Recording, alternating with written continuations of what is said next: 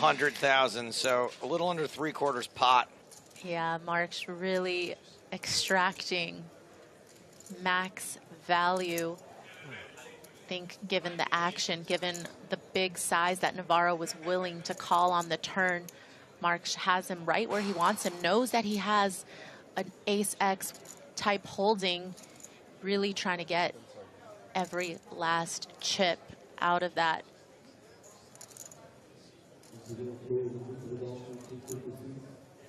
Navarro in another tough spot. Heroed very recently, was right. This would be less of a hero call, but way more wrong.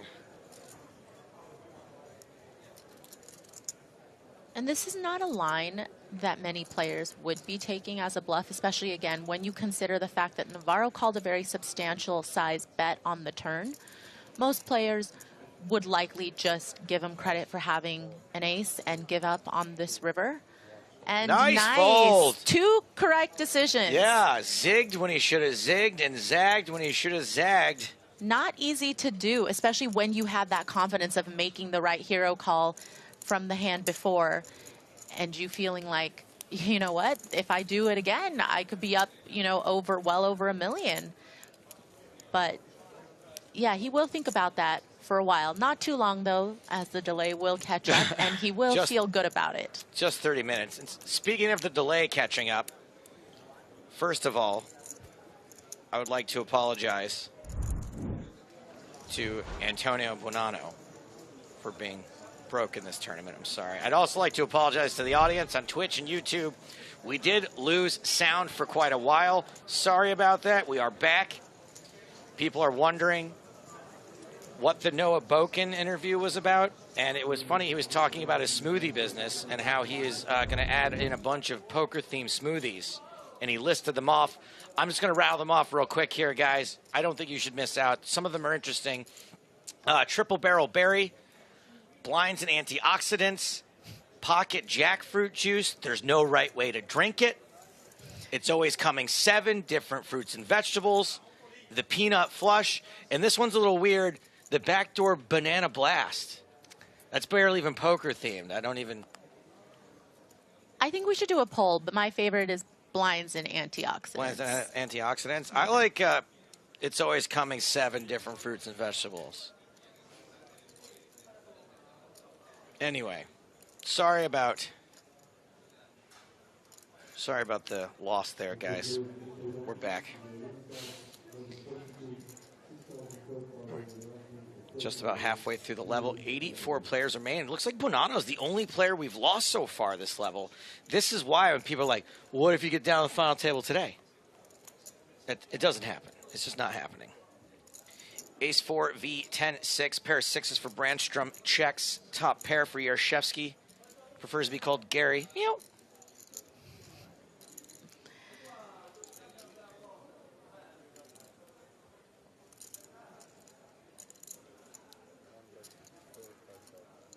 They should have called it the backdoor peanut butter blast. Why? The peanut flush makes perfect sense on its own.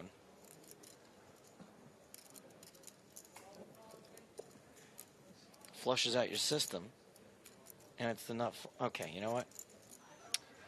Maybe smart jokes aren't for you guys.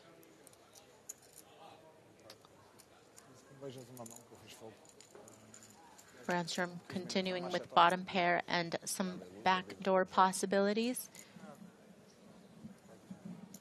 That turn card's all Yarshevsky, though. Got top pair with the nut flush draw.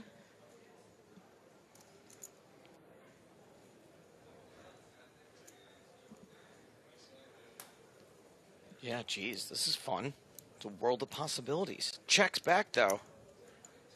Does not make the flush, does not improve, didn't need to. Top pair is still good.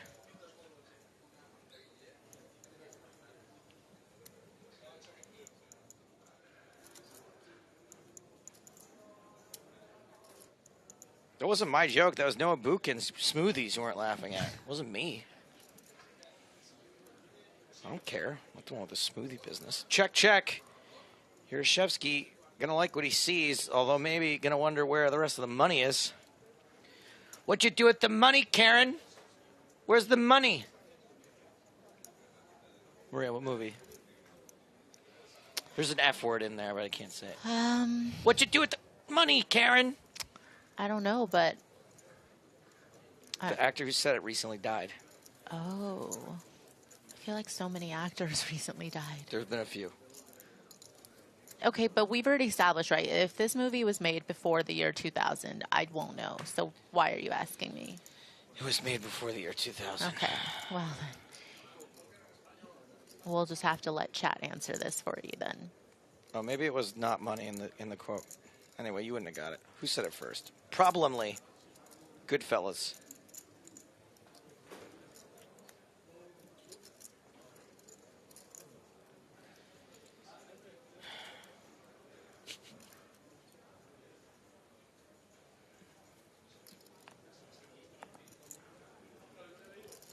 Muna folds for deuce. Yellow Muna. Grunfig, I know we're not supposed to play favorites, but I think he's my favorite player at the table. Although I did run into Simon Brandstrom at the World Series of Poker this year. For the 1 hour I was there, I did run into him, and he was like, "Hey, man, you have a comedy show tonight?" I was like, "Yes." And he was like, "What are the details?" And I told him. And that was really nice of him. Oh. He did not come, but it was very nice of him to ask. So, long story short, not your favorite at the table. No, he's totally fine. It's poker.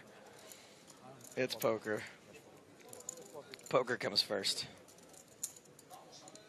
That's why me and Maria would never work out. That and her complete lack of interest in me. Navarro's in with ace-jack suited, somewhat under-repped probably. And there's a diamond, and there's another diamond, and there's a 7, which is a straight card for the jack of diamonds. Grunfig has the open-ender.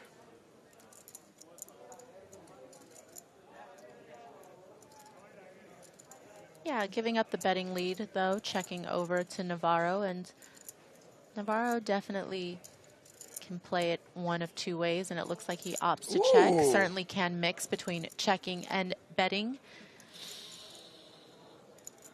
So,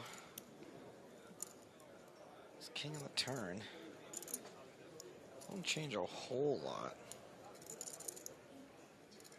Scare card for no one who has nothing. But Grunfig might think that the queen and 10s are no longer live.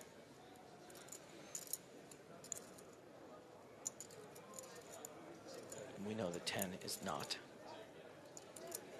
Wasn't even on the flop. Check, check. Queen of diamonds, there we go. Nut flush for Navarro.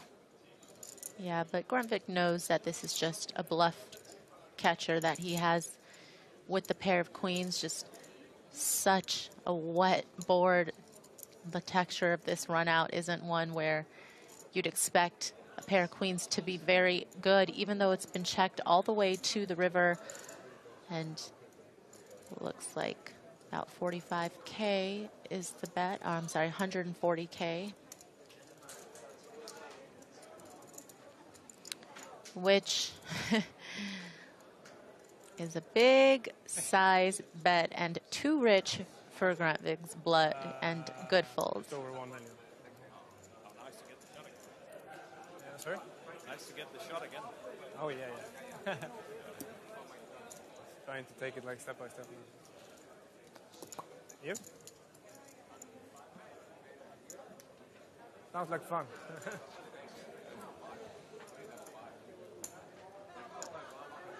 Navarro pinching his nose. Stressed out. Stressful time in the tournament. 81 players left. Incoming. Not your last chance to play an EPT here, though, in Barcelona. I mean, the last chance in Barcelona, yes, but 2 more chances in Europe. We've got London, October 18th through 28th, and Prague. Good old Prague.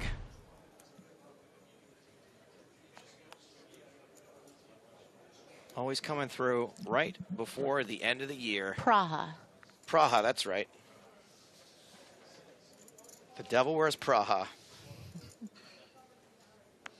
Pocket nines for Navarro. European Poker Tour 2022. Next stop, London. It's the first time the EPT has visited the UK capital since 2014. The event takes place at the Hilton Park Lane, October 18th through 28th. Plus the tour is heading back to Prague, December 7th through 18th. Expect live streams from both EPT stops. For more details on the European Poker Tour, go to PokerStarsLive.com.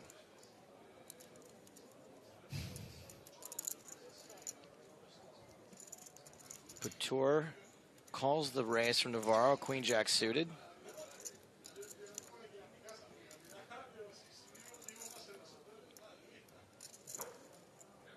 And the flop is King 8-8. Line's still good.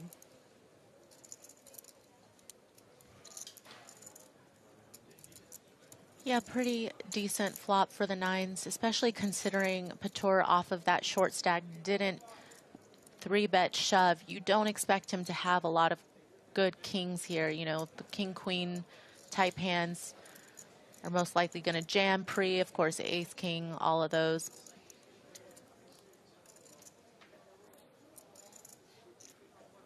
Ten of spades on the turn. Things a little less ugly for Queen Jack. Still not looking great. Yeah, not a spade for either player.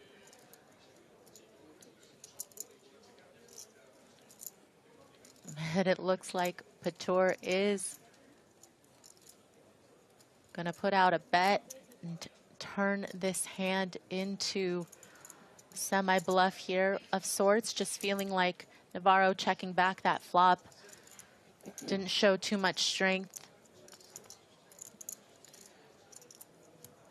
And we know Navarro is capable of a hero call, but this time gives it up. Now would be a good time to welcome Nick Walsh back into the booth. Hello, Nick.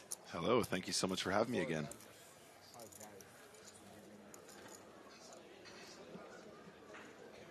Checking out the secondary feature table. Down to 81 players, which means just over 10 tables. And Scarfstat is all in against... Can we get a shot of Patron? Yeah. There's a shot of Patron. Patron folds. And yesterday, you know, you did tease me again with the shot of Patron Stapes, and I'll tell you what, mean, I'm going to be right back. Well, not right back, but next time you see me... You're on a short break. Are you going to take a short break? I'm going to take a short break. Next time you see me, there's going to be a shot of Patron. And then there were two.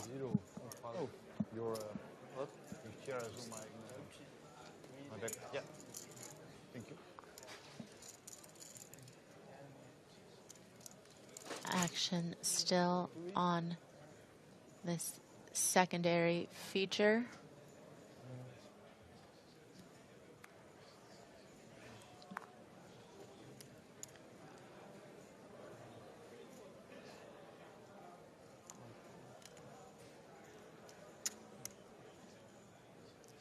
Bear folds.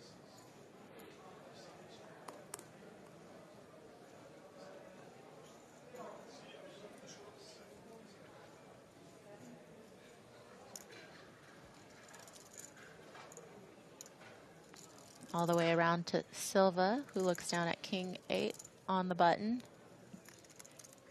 Working with a nice stack of over 1.6 million.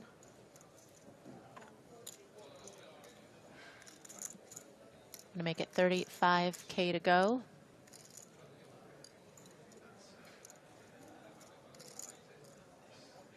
Yoxland, ace-7 suited in the big blind. That's pretty to look down at. Gonna come along for the ride. Yeah, as far as big blinds go, ace-7 of hearts, very playable. 10-9 deuce, couple of diamonds out there. Silva, only player with a diamond.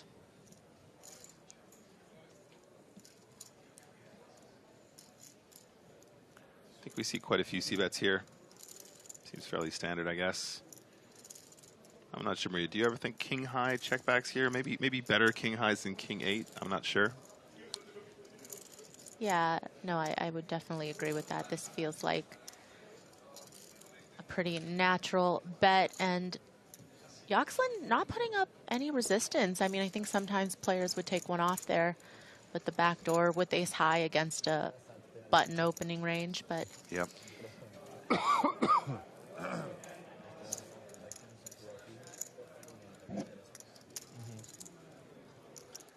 He's going to stack those chips up. Just a bet and a take it. Easy game.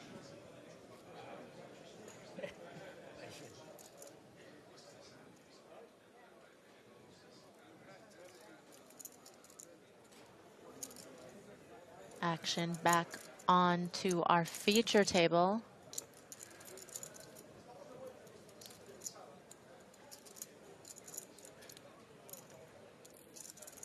Muna cutoff open with the queen 9 offsuit.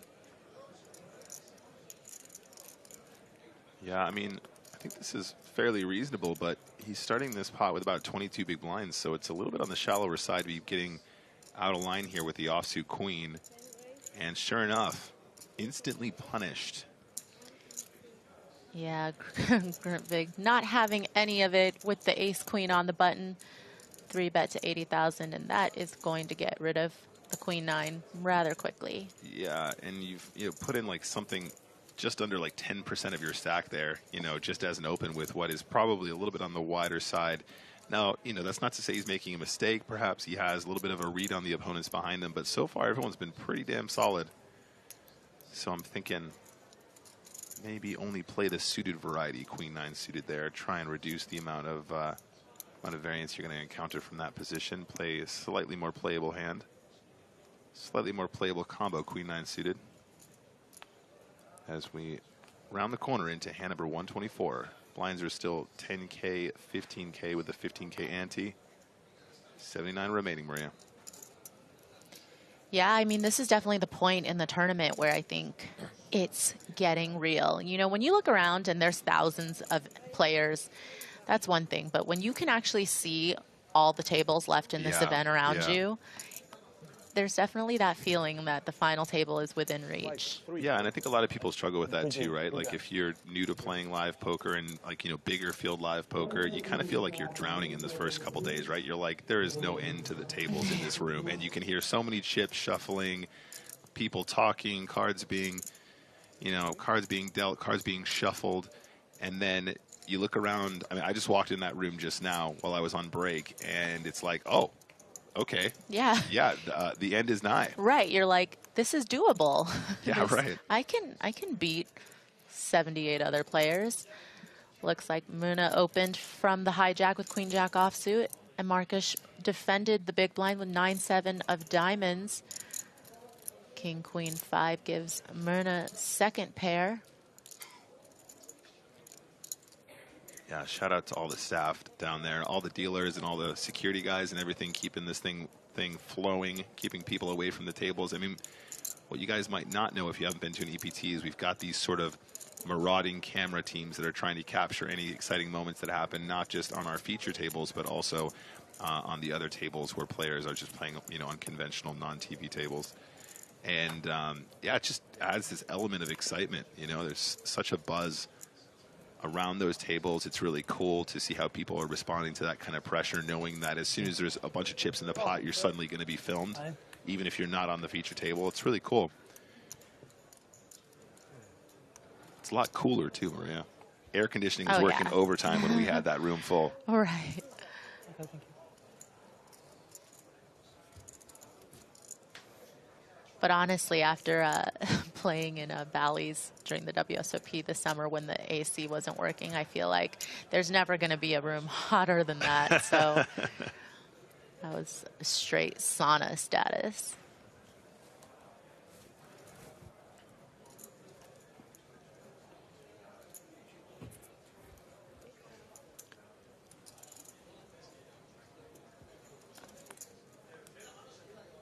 Pretty hand from Muna, queen 10 of clubs.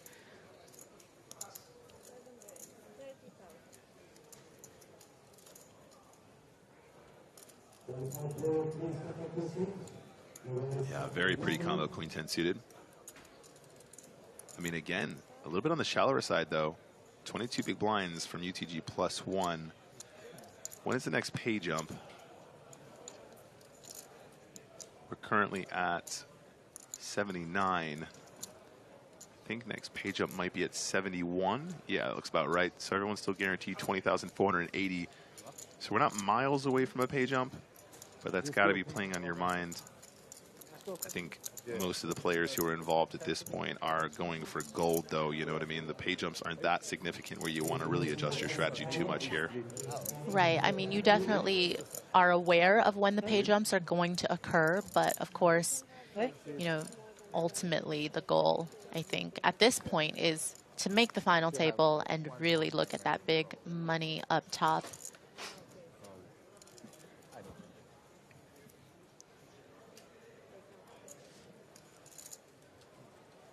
Minutes. Someone is going to tell me when I had, so. The finishing. All right, it's the next hand. Moen did manage to stack up that last one up to 27 bigs now. Mosca, 8-4 off. Having to think, but I think that's a pretty straight bin. Why? To me, because time ban. Oh, yeah. No, I was actually... I was, my friends were talking about the hand against you, three-way pot that you had. Navarro opens from the cutoff with ace-6. Gamers asking about why we don't allow phones at the table. Primarily, it's actually to do with the technology that we use to capture the card information. So phones can interfere with the RFID that's in the table. That's how we know what the players have when they put their cards in the box. So that's a big one. Ooh, hello, Queens. Yeah, speaking of a big one for Patur on a stack of about 15 big blinds. Just really hoping that his opponent has enough to get it in with. Yeah, right. I mean, from this position in the cutoff, he can definitely raise, call, plenty of stuff. I think it might look weakest if he just ships it. I think that's what he's doing, too. All in for 250K. It's like 16-ish bigs. Quick fold from a6 off, easy game. Yeah, guys, we don't allow the phones because they can interfere with our filming and our radios, and obviously also the RFID, which is really important, so we can give you guys a clean production. But also, we don't want them distracted on the table, right? We want those guys to talk. And if they got their noses buried in phones, not such a good show. Play the poker, pay attention, no messing around.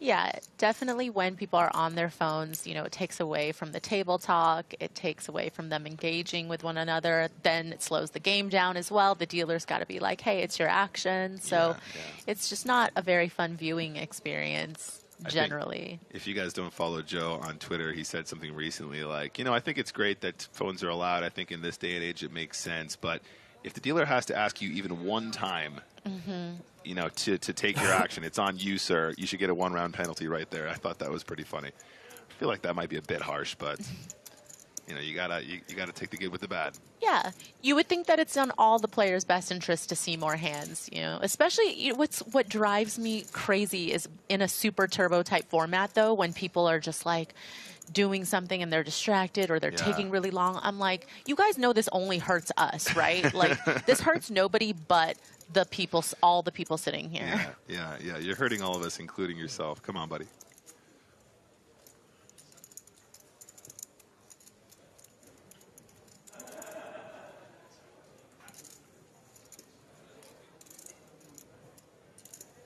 Brandstrom opening from the button with King 5 suited. Patur with this ace-8 in the small blind might be thinking, love it. Great spot to go with the shove. Plenty of fold equity. Ace blocker in hand is also nice. You're up against a button opening range. There's going to be a lot of raise folds coming out of the button here. I like it.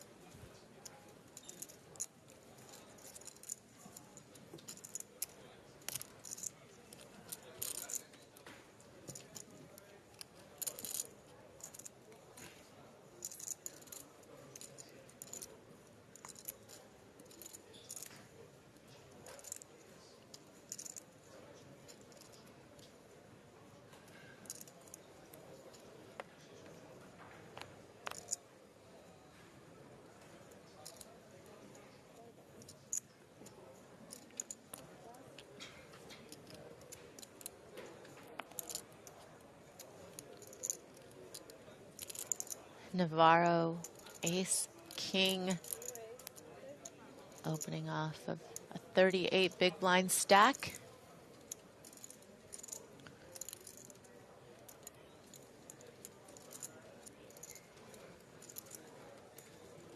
Brandstrom has enough to potentially be interested in the cutoff with king, queen.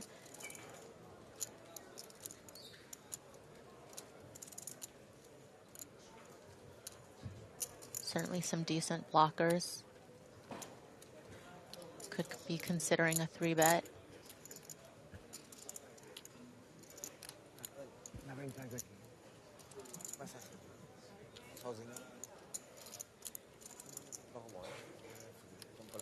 Yep, you called it. 3-bet to 80,000, so a little bit less than the 3x. I like this adjustment in the size here, Maria. I like, 3x being kind of standard. You might want to go a little bit bigger if you're on the deeper side, but if I can just look here, Navarro has about 36 big blind. He is the shortest of the 2 stacks, so definitely can be tricky to play 3-bet pots when you're starting the hand 36 big blinds effective, or 38 after he made the raise. So applying pressure, and he saves himself 1,000 chips. And I think it has kind of the same effect as if he went 3x. So that's really nice, I think. I don't think he's going to get him off ace-king, though. I think at this point we might even just see a jam.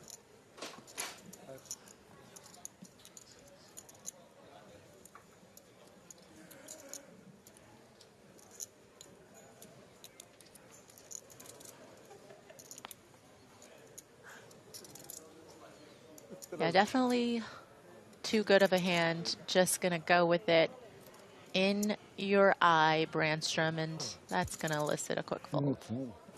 Okay, as I promised, I've returned, and I brought a shot of Patron. But we have something to celebrate. Ooh, all Somebody right. on PokerStars in a $5 spin and go just won $1 million. Shut your mouth. How jealous are you right now, Nick? Not jealous at all. But people need to understand, the million is available on many stakes, but at the 5s, it's really extra hard. Right? So it is a big day for spin and goes. So Maria, I got one for you, Nick, but Griffin took it. That's fair. Out in the hallway. I understand. That's fine. He can be scary. Cheers. He can be scary. It's good. Smooth. Real smooth. Patron. So 6-5 seated here, UTG +1. Once in a while, Stapes, you're a man of your word. But I still can't get over that $1 million. That's crazy. It is pretty nuts. I'm really hoping that the team can give me some hand histories or something that we can look over and do a review of that, because $5 spin and go. Do you want to pick apart the guy's play in the spin and go and just tell someone that they blew it? At 100,000% I do, yes.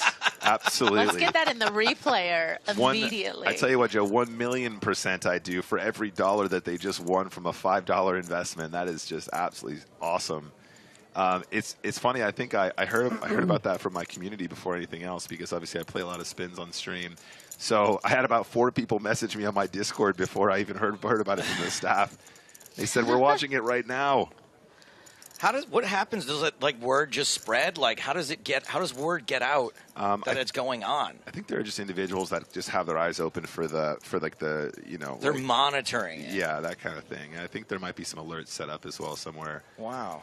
But yeah, very, very exciting. That kind of thing doesn't happen often, obviously. But we did have $1 million not that long ago, but not at the 5s. That's ludicrous. There you go. Now Hervey here is saying, don't the losers both get $100K guaranteed? Yes, they do. Oh, yes, they do. Oh, okay. Well, Yes. that's pretty awesome. So it's 1.2 million. There's being no given real away. losers in that spin and go. It's a win-win-win situation, and it was only about 7 or 8 years ago that I hit one of the 150Kers, but so what was your guaranteed with? 15K. It's 10% of the Okay, of the big all board. right. Yeah. I lost a flip for 150K, but no big deal. It was fine. Jack on the river, no big deal. Right. We've talked about this, Nick. That's the weakest part of your game. You're absolutely right. Any of the regs out there who watch my stream know that that's definitely the weakest part of my spin and go. Well, I just thought we should Celebrate. Celebrate that, yeah. So, all right, I'll leave you guys to it. I'm going to go see if I can squeeze another shot out of the company. See ya. Multi-way pot here with Navarro opening from under the gun +1 with that 6-5 of hearts, and Muna coming along with ace-5 of clubs from the button. Gruntvig, not a bad hand himself in the big blind, defended with ace-10. And the flop gets checked around, but Jin for Navarro making a flush with this ace of hearts on the turn. But Gruntvig with top pair, but we've seen Gruntvig not get out of line, you know, knowing kind of when his hand is a bluff catcher versus when he should be betting for value. So, you know, of course we see Muna also with the pair of aces, but either way, I don't think with this texture they're going to be losing much.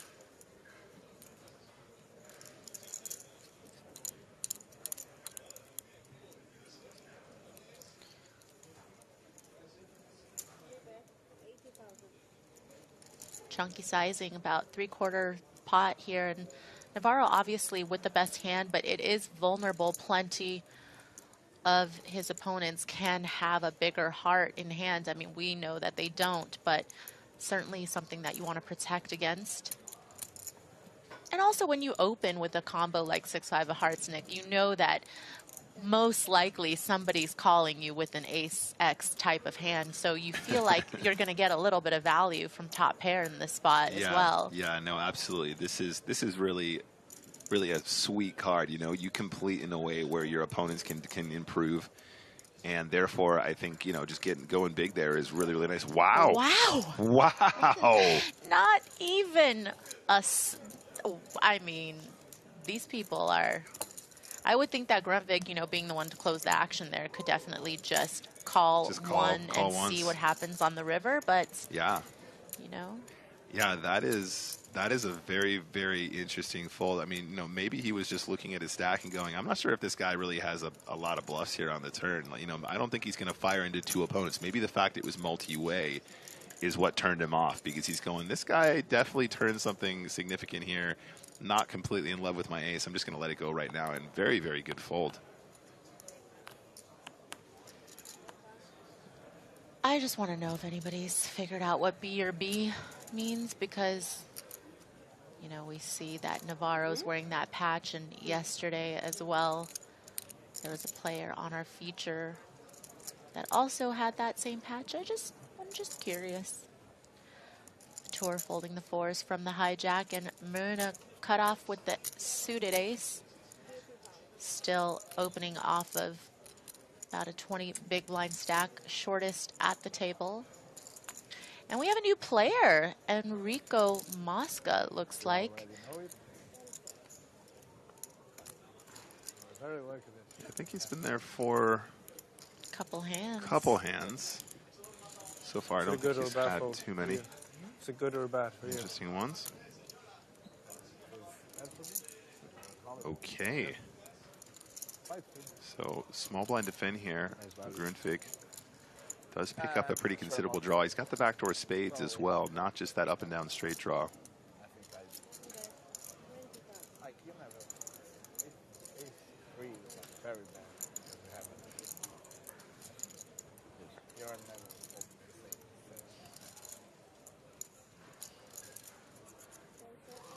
I didn't know about the timing, but you had to.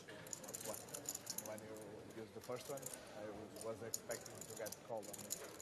Then I saw bad for me. So flop action was check bet call. Nope, sorry, excuse me, that was pre-flop. On the turn it went check check. And the turn is the deuce of hearts, river, now ace of clubs.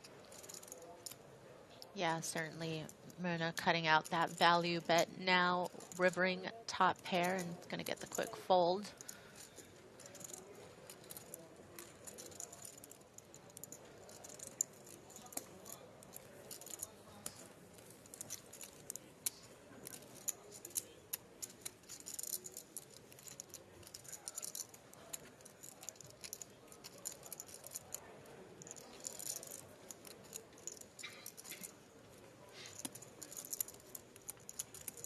Got less than 20 minutes on the level. And then these players will go on a break and play one last level of the night.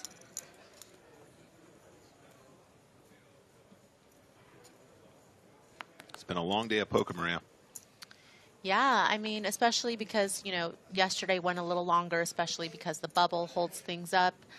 And they still had to come back at noon today, so they didn't get their full, you know, 12 hours that they usually do. And fatigue definitely starts setting in, you know, day 4 and day 5 when all of those decisions mean so much in real dollar value. Yeah.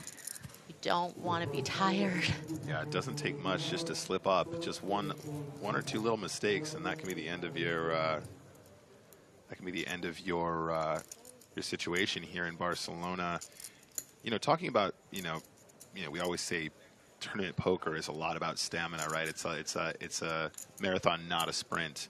What do you think people can do in their sort of personal lives or with their diet or with their, you know, like what do you think if you feel like you're somebody that really struggles with these long days, what do you think a player can do to sort of like improve their sort of stamina in these events that take several days and you got these really long hours? Yeah, I mean, it's funny because before when I would hear older players be like, oh, tournament poker is a young person's game, I'd be like, I would think to myself, I'm like, no, I'm still going to feel great. You know, I'll still be able to put in these long hours, play these long days, and I'll be fine. But like, I've got to keep it real. In the last few years, I've really started feeling it. And so I've had to make a lot of changes in my diet, in my routine. I really have had to cultivate kind of a lifestyle that's more conducive to me being able to perform at my best multiple days in a row. And so, yeah, I know that for a while people are like, oh yeah, this is all just like, it's a trend, like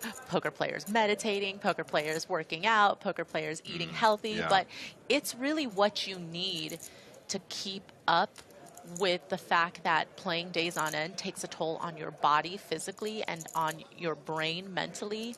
And if you don't have all those things right, you're really going to end up suffering, and your edge will, you know, significantly decrease as the days go on. And that's just something that can't happen, especially when there's this much money on the line. And when you get down to the last, you know, 50 or so players, there's going to be so many good players left. Yeah. These structures are so good that the cream ends up rising to the top, and then you really need to be at your sharpest. Yeah, I mean, it makes me think also of our most recent World Series of Poker main event champion. I've been following Yulin Poker, as I know him, of course, from his Instagram handle, you know, so closely for some time, you know, ever since, you know, back in his sort of Unibet days.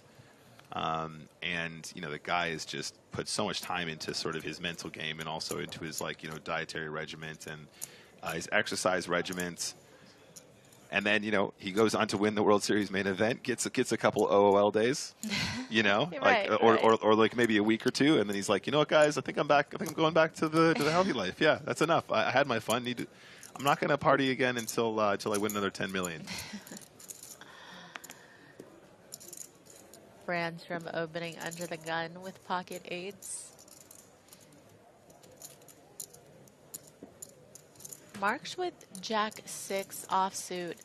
You see him considering it, and you know, we talked about this earlier, Nick. It's not necessarily a combination that many players would defend with, but if you think that you're a very skilled post-flop player and you have an edge, you can defend almost anything, right? Yeah. So definitely take that into consideration. But, you know, going to give Brandstrom just a little bit of respect there. Yeah, and I think the note there is just simply that, you know, when you're looking at sort of the EV of a call in that situation, when you're looking at the entire, you know, when you're looking at the entire sort of hand matrix, that's probably only very slightly losing, but it's losing in the context of playing a perfect opponent in most situations. That's kind of how you're actually, that's how we get that information about what the EV of the call is in the first place.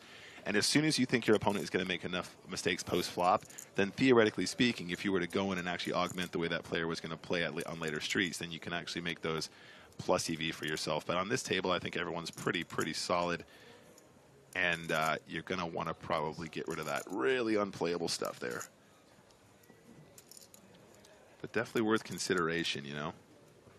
We talk a lot about giving each spot the respect that it deserves, and I think that's one thing that we see the fisherman doing very well. You know, he's considering all of his options before folding what, you know, might just be a snap fold or, you know, like an auto fold online, you know, something like that.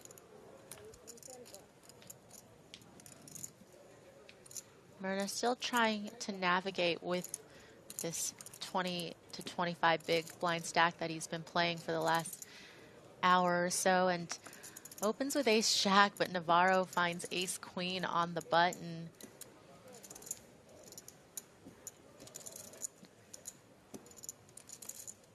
Does just call though.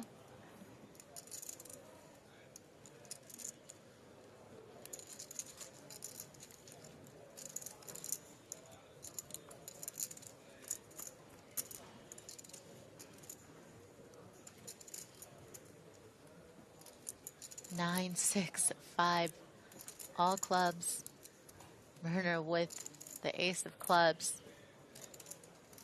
So even though he was dominated before the flop, equity is still pretty close to 50-50 now that he has the ace of clubs in his hand.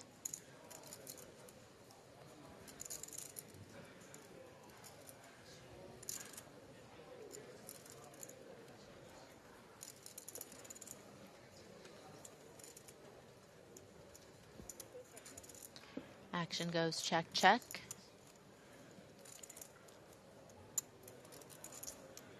What are your thoughts about the check with the ace of clubs here, Maria? Yeah, I mean, out of position, I think that, you know, it can go both ways. I think I can kind of understand the check from Myrna. And at this point, with the 9 pairing on the turn, you got to feel like you have some showdown value with the ace high. Yeah. Yeah, I think there's kind of two schools of thought, and I think it's really, really range dependent, right? In situations where you think your opponent's going to have maybe another club that, in, you know, some more overcards or something, you're kind of value betting against a hand like Queen Jack with the Jack of clubs or something, right? But in these situations, especially at this stage in the tournament, if you think your opponent's going to have like pocket 5s, pocket 6s, pocket 9s, which I think, you know, maybe the 9's a little bit less so, will definitely still be flatting in position at the stack depth. You don't want to put yourself in a situation where you get raised right on the flop and put yourself in a very difficult inflated pot situation where you've got a really significant showdown hand and also the nut flush draw as well. Yeah, it's definitely the path in which you can try to realize your equity the best without bloating the pot. And here, both players checking on the river. And the ace queen is going to win with the kicker.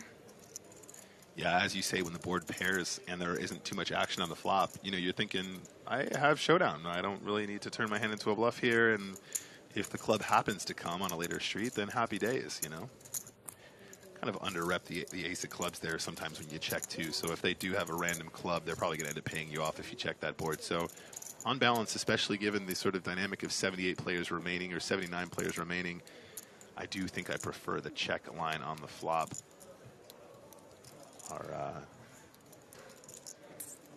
Our stage manager there dashing in, replacing our shot clock, the ever-present 30 seconds.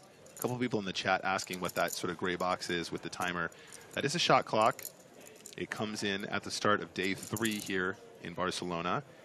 And basically when a player, when the action is on a player to act, the dealer presses a button on there and they get 30 seconds to act before they start to burn their time cards. Each card is worth 30 seconds additionally. And once those are gone, then once you've used your 30 seconds, if you have no more time bank cards remaining, your hand is folded. So it forces the action, no egregious tanking. As we see Mosca, he's going to raise it up here with the old ace-5 off. I think that's what we're seeing. Yeah, Mosca, you know, who's newer to the feature table, hasn't played many hands, but ends up choosing this combination to open from early position, which I think is not one that a lot of players would open with. Yep. We'll see how that works out for him. Yeah, I think Maria's tone kind of mirrors my thoughts as well. Ace-5 off is a little bit on the wide side here, UTG +1, and he's right in the middle of the field right now as well. 43 big blind, so he's sitting pretty good, and he's going to be raising into some of the bigger players. So Brandstrom's small blind is up there with 44 bigs, 54 bigs, excuse me. And looks like Mosca's going to get a little taste right away of why you don't open with Ace-5. Maria, I feel like we're seeing a pattern here. Me and you go, isn't this a little bit wide? Oh, immediately 3-bet. Yeah, immediately punished. Exactly. Immediately punished. Yeah. So you guys just pay attention. Mosca going to come with the 4-bet though and show us all why it's okay to open with Ace-5 from early position. This is not the worst combo to do it with either. So I actually dig that. If one of the coolest things about when you call action like that and then somebody just pulls something out of their hat, you're like, you know what? Fair play. He had a plan, and I love it. Yeah. Or the plan is just to run down the time and fold. One or the other. Yeah. Oh, man. He's been playing like a demon. He's really done well to remain in this tournament. He was extremely shallow. Yeah. And, no fear, we saw him blasting off with the 9-3 off. You remember that one? I sure do. And then I come back from my break and see that he had 70 bigs. Exactly. And I was like, what in the world happened? That's...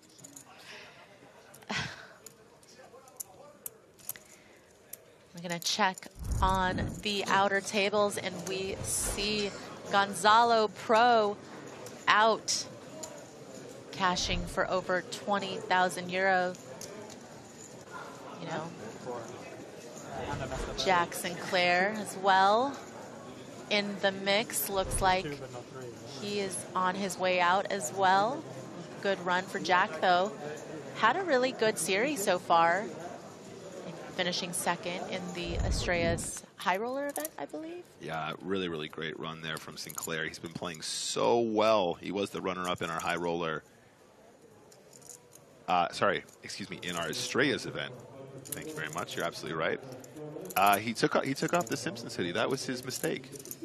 It was doing so well for him. As soon as he took it off, lost the power of Homer.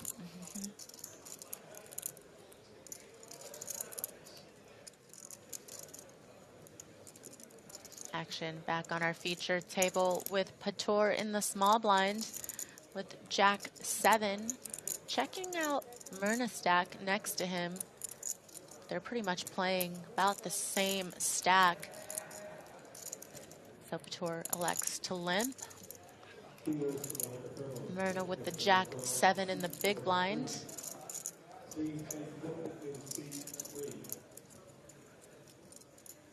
I think Jack 7 off is reasonable to ISO. I mean, like we were just talking about the 9-3 offhand. I mean, you can ISO so wide in this position, and as Maria was saying just now about being out of position, when you're in position, if you think you have a post-flop edge on someone, you can go absolutely mental when they limp, especially if you think they don't limp raise particularly often, because then you can just always play an inflated pot, but not too inflated from position, c-bet flop turn river, as a bluff or for value or whatever you want.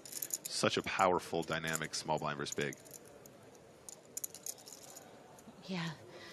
3-3-3 on the flop, though, has Pator leading.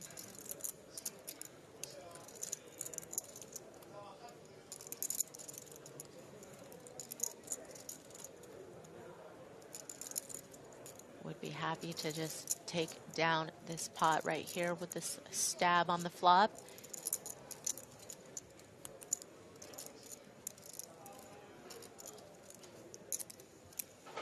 And we'll get Myrna to give it up. Very nice. I mean, it's an ultra dry flop, and once you don't raise in position there, it's pretty hard to really have much of anything that wants to continue in a meaningful way. So even if we see a bet and a call, maybe the big blind has king high some of the time. Even that likes to raise pre a lot of the time. Probably never ace high. A lot of ace highs like to raise in position there too. Not always, but very often. So when you're really thinking about the game on that level, you can really start to narrow your opponent's range down just based on that pre-flop action, and you can go to town, flop and turn for sure, even with the jack high bluff.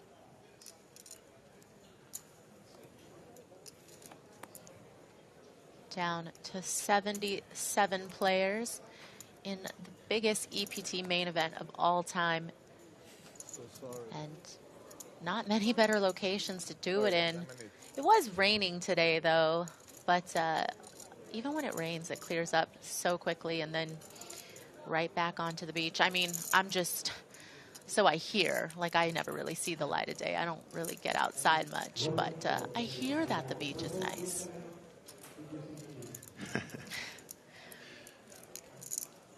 Pator, ace, deuce now on the button. And I will have to say, you know, with Pator on the short stack for a while, he's really found a lot of good spots, just navigated the stack size well, has been able to bob and weave and keep himself afloat.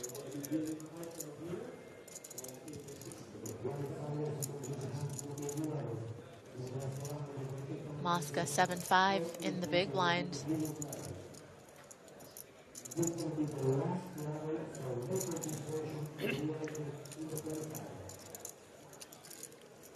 Looks like he's going to defend here. So he is facing an absolute min raise, and I think theoretically speaking, blind v blind, when you have a min raise, you can defend literally 100% of your range here. Again, depends on how confident you are post flop. But for the most part,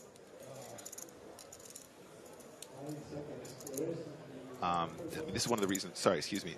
I thought we were small blind versus big blind. My bad. I think 7-5 is a little bit on the wider side, but it's still going to be okay even versus the dealer button.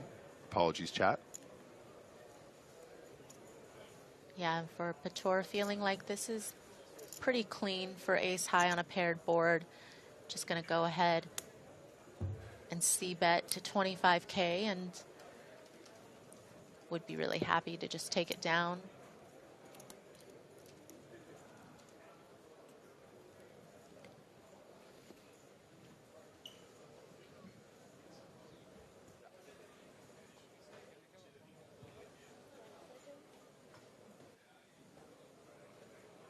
Very nice.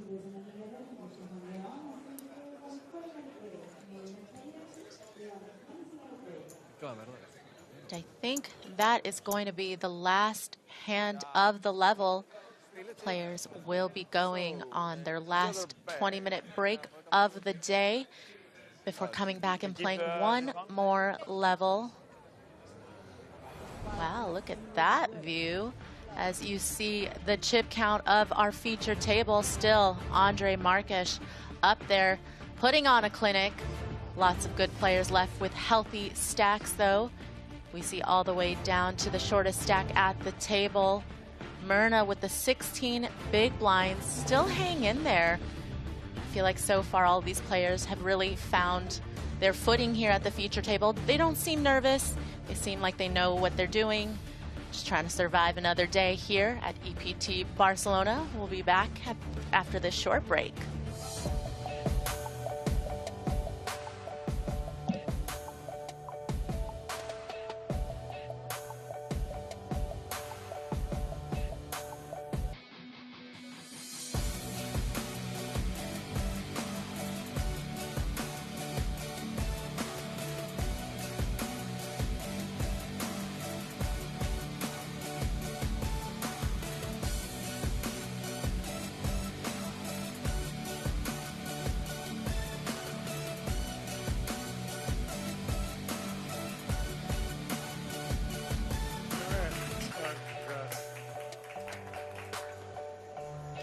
Nikita Bajakovsky. Congratulations, you are the EPT Barcelona Super High Roller Champion.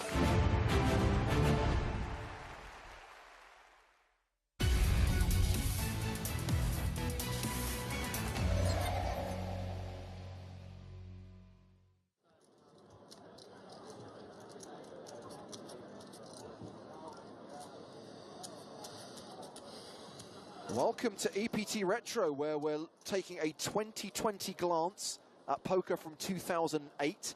This is the first event of Season 5 of the European Poker Tour, the final table of Barcelona. And this gentleman, Jason Mercier, is aiming for his second EPT title, raising to 125,000 here with King Queen off. I mean, look how crazy things were back then. Check out this. Look at this crazy black shirt, huh? What about this wild sport coat?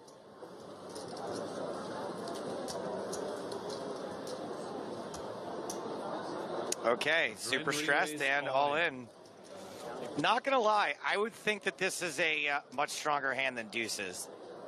I would not expect a player to be this patently obvious about not liking their spot. I would expect this to be jacks plus when someone acts this stressed out and then moves their chips in. And Jason does not feel as worried about it. And he is going to take a flip. And, Jason shows king queen. We have got a coin flip on our hands. Like the Pussycat Dolls versus Danity Kane. So pocket one of these two things from 2008 has a slight mathematical advantage. For Jason, let's see the flop. Flop comes ace, tray, 4. And Keller's deuces holding, plus he has the wheel draw as well. Turn card. Ace a deuce, so 3 deuces. Ooh. Only the 5 for a chop now. Don't celebrate too soon. Jason can win part of this pot. Let's see. Last card, another. Wow. 4 deuces. Quads. Overkill. And Drenu Keller gets the double up through Jason Mercier.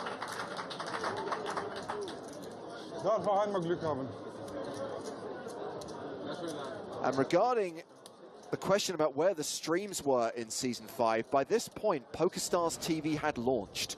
Remember, the early streams were on eptlive.com, but by the time we get into the second half of 2008, PokerStars.tv had become a thing. I remember this was also a very exciting time because they finally launched a Mac-based version of the PokerStars client. Oh, wow. That is exciting. Only took him 7 years. Vincent Gavin. 160,000. Sebastian pass. Raising with queens. Pocket queens. And a really quick shove with the 7s. This is a great spot for those queens. Never folding.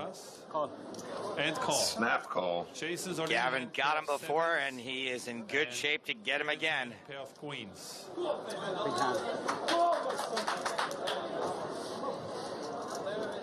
Mercier needing the 7 from heaven. I know you have a big hand, but I'm just hoping you have ace king. Yeah. Here is the flop. We are in Barcelona, where it's always coming 7. King. Queens in the lead for Finton. Jason needs a 7. Here's a turn card. It's an ace. 2 outs for Mercier, 1 chance to hit. And here's the river card. It's a 5. No second title for Jason Mercier in Barcelona, but hey, took down San Remo just a few months ago. A final table appearance in Barcelona, a 6th place finish worth 227,800 euros. And trust me, we will be seeing this guy again very, very soon. They're down to 5 players now. He's going to pass. So will Dren over to Daniele on the button. He's going to pass, and it's going to be the blinds again. Finn announces raise. And you'll notice that Finton Gavin has changed. He's wearing a Barcelona FC shirt plus jacket. Did you say 160? 160. Oh, sorry. He announced 160, so 160,000. Hey, Joe, remember when you wore that Real Madrid shirt in Barcelona? So many fake Madrid shirts. I went and spent the extra money to get the real Madrid. And even though we were doing that for a comedy skit, you got some genuine death stares. Yeah, sports are freaking weird, man. And the flop comes 8 of clubs, king of hearts, queen of hearts. This feels like it's going to be real bad for Finton Gavin. Both players with top pair. 185. Does not seem like the kind of guy 185,000 is going to be the bet. that is going to get away from top pair very often. Maybe Ruthenberg actually doubts his hand in bad kicker.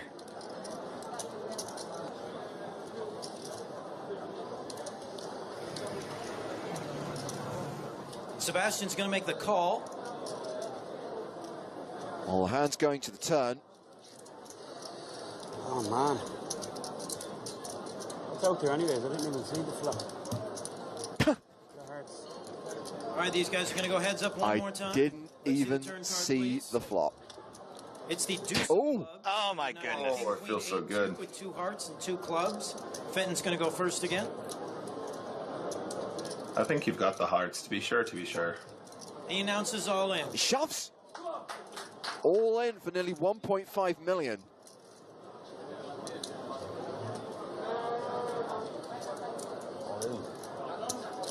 I don't know what you're even supposed to do here. Yeah, but look how much is in the pot. It's a massive pot.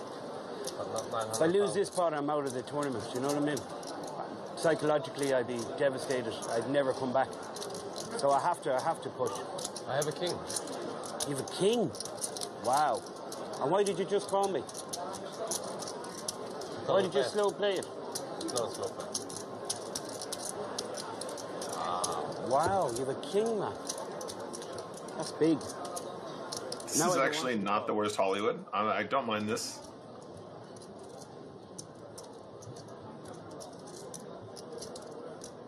I think we've seen far worse from these EPT retros. I might make a bad ladder. I might make a bad ladder. Bad laydown? I haven't seen you make a bad laydown yet. Wow. Sebastian shows a king and mucks his hand. And Fenton shows a king. Come on, can't do that shit. You gotta keep your thinking. You know, they both at least had top pair. I don't think there's that many worse kings. No. Yeah. I had you. I know I can see the whole cards, but laying down king 6 there doesn't seem like that crazy of a laydown to You're all me. going to have to watch it on TV to see what it was. Everybody now guaranteed almost €500,000, well over $500,000, 650,000 US dollars back in 2000. 210,000, he says.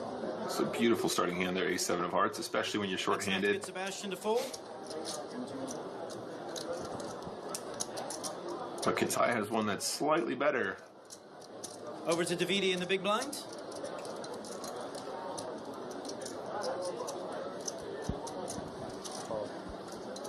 Who just calls?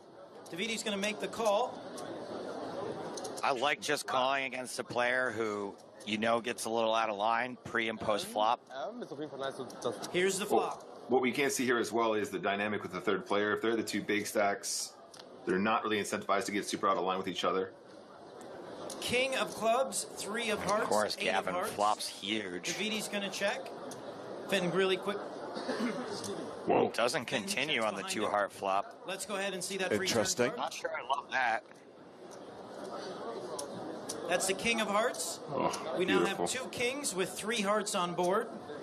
Duthie's going to check.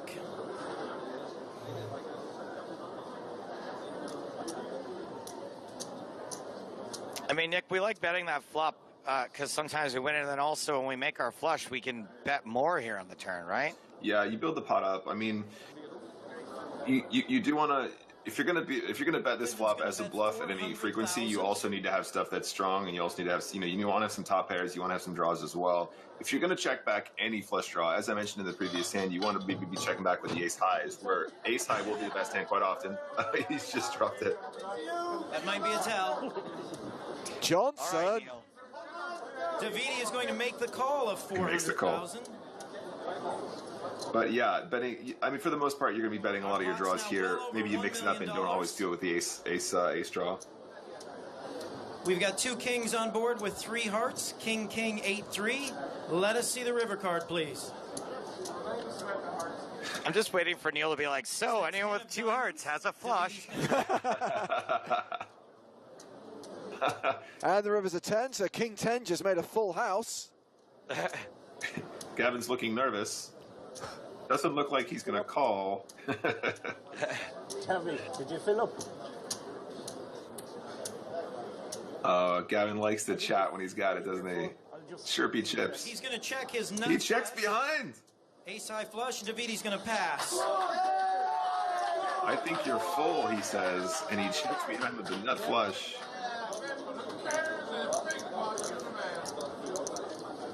Katai's like, you missed value. Katai's like, how did I not lose more in this spot? New sunglasses. I mean, it was a different meta though as well. We were talking about c-betting with the draw there. I mean, it was a different meta as well to a certain degree. Like at the frequency that people c-bet these days, betting there just means you get value from hands like ace queen, right? Because people will just float with ace high all day long. Yeah. Maybe in that, maybe back then people were folding a little bit more Sebastian's frequently. going to be on the button this time. First that flop c-bet.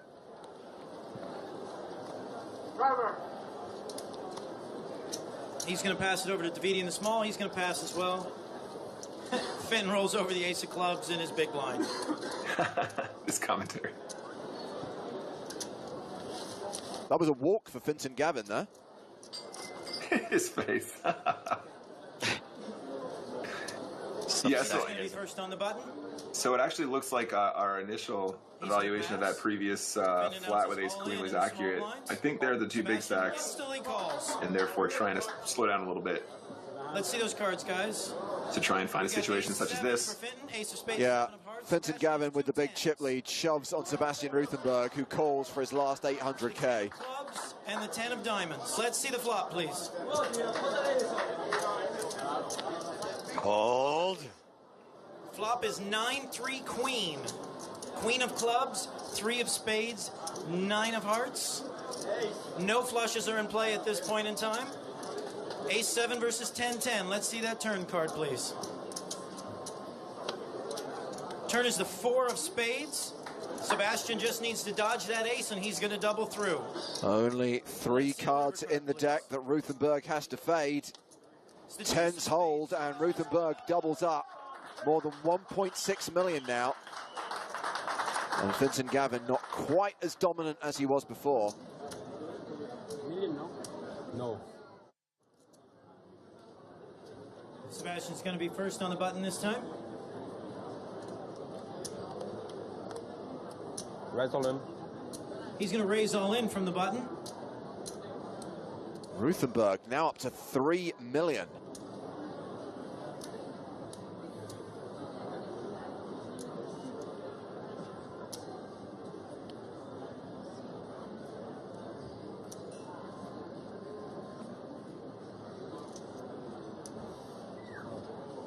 Daviti's going to push all in behind him in the small blind. It's over to Fintan in the big blind now. Already have 2 players all in, Sebastian and Daviti. Oh, boy. Fintan exposes ace queen. Oh, Katai does not want to see that. As he... You have an ace also? Same end. Oh, that's good. Daviti says diamond. Goes to the flop, turn and river against Sebastian Ruthenberg. Falls against ace queen. Katai the at-risk player. With the 4 of hearts and the 4 of clubs. So not quite a race anymore. 6-7 jack with 2 hearts on it. 4's holding. We've got 6-7 jack, 2 hearts. Sebastian is the only one with a heart in his hand. Hate to see it. Hate to see that ace queen Ace folded. queen of diamonds for Daviti, 4s for Sebastian. All right, let's see that turn card. Oh. It's the king of clubs. Wow. You'd love to Daviti's see gonna need to find an ace or a getting queen 4 outs back. where he's going to be Yeah, you located love- in 3rd place here in Barcelona. Not needing the aces and queens that just got folded as much. You lost the ace and the queen, but you gained 4 straight cards. Brick on the river, and Daviti Katai is eliminated in 3rd place again. We salute the fact that he had deep runs in Barcelona 2 consecutive years. His 3rd place finish in season 5 worth 455,000 euros. Sebastian Ruthenberg goes heads up against Fintan Gavin, and it's Ruthenberg with the chip advantage. Blind still 5,100. And here you go. That's those are the pay jumps you're waiting for when you're late game. And wow, what a pay jump that is. Big blind check.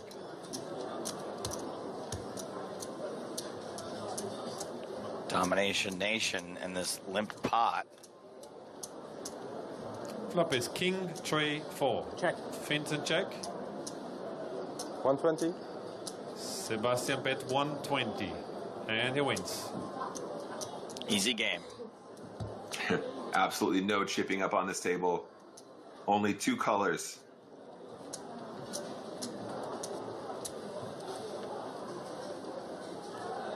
$7-4 off for Finton. These are some of the smallest stacks we've seen at heads-up play. I think it's mostly because he doesn't have very many chips. He moves all in with 7-4 off. Finton raise He all in snap calls. and call. It's a 12 big blind shove with 7-4. Ruthenberg calls with King 9. 7-4 offsuit and King 9 of clubs for Sebastian. Yeah, I mean, we're on the shallow side, but 7-4 off. This is a punt. Let's see the flop. Still live. 7. Deuce, ace, 7. Pair of 7s for Finton. Finton is in the lead. Gavin now a 3-1 favorite to double up. Always coming 7. Let's see the turn. As if we needed any more historical evidence. There's a king. But there's a king 7 always coming. on the turn. Gavin does have the 4 of hearts. Or a heart. He has a flush draw as well on the turn. The last card is not a 7, not a 4 or a heart. We have a decision. Have a heart, dealer. 7s, 4s, and hearts. Those are Finton Gavin's outs. The river card is the 9 of diamonds, and it is over with 2 pairs. Sebastian Ruthenberg wins EPT 5 Barcelona. Finton Gavin from Ireland gets 792,000 euros as the runner-up, but Ruthenberg, the German champion, gets 1,361,000 euros.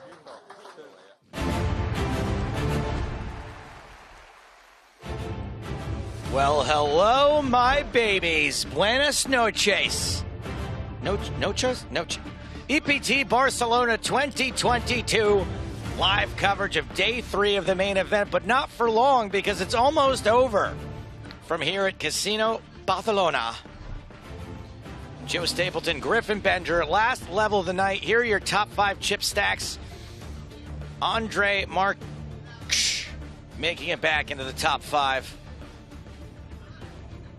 Has been at the feature table the last few levels. Kyle Bauman still hanging out in the top 5. Peterson Machado has moved into the number 1 spot. Kahan Mokri has been there all day. Don't mess with the Kahan. Let's take a look at who is still at our featured table. As I said, one last 90-minute level to go.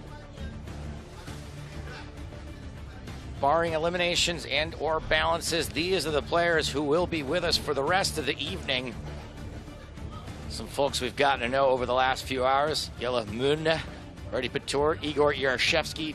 Lots of EPT money under his belt.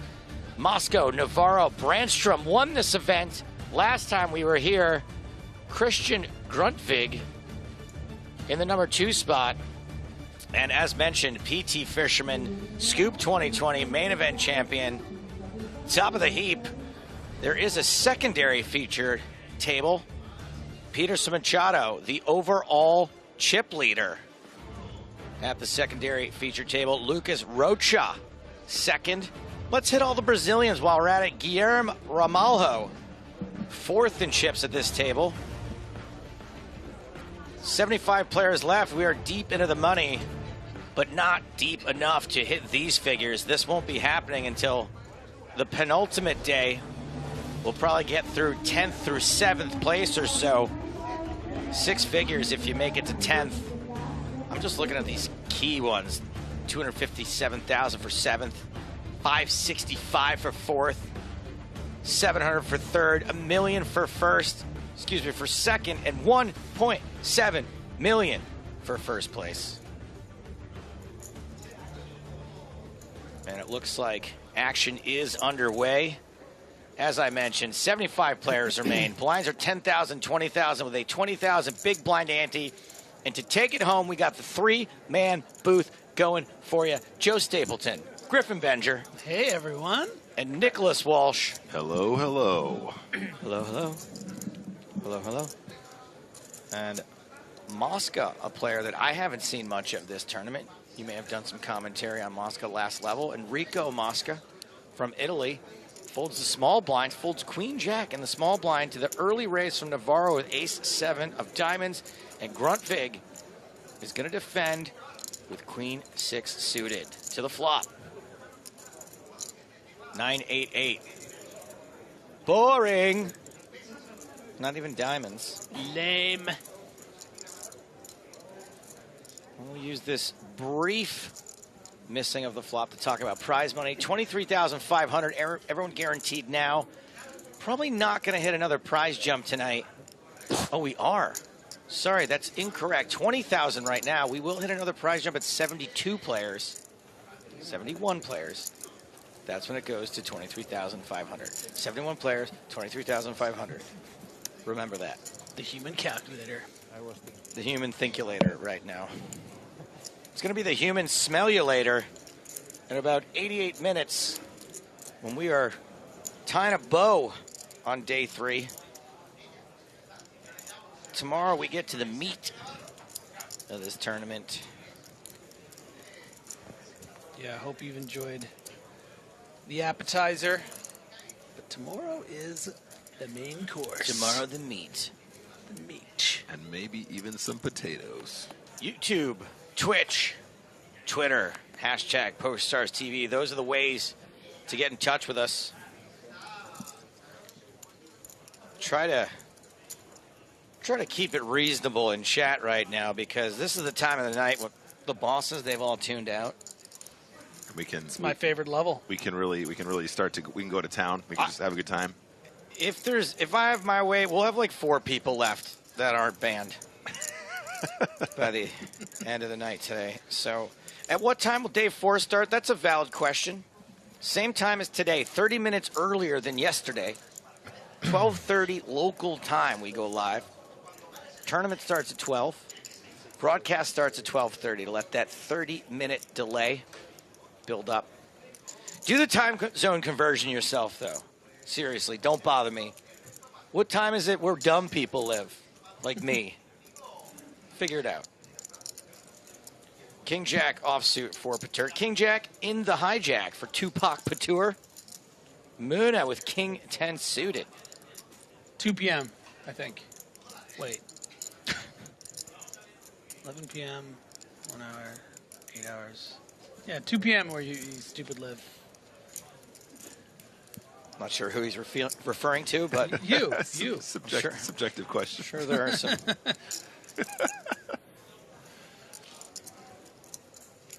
Dino Dev says he does ban people for almost nothing. Watch out. And you're banned. Self-fulfilling prophecy. You banned. Thank you for your comment.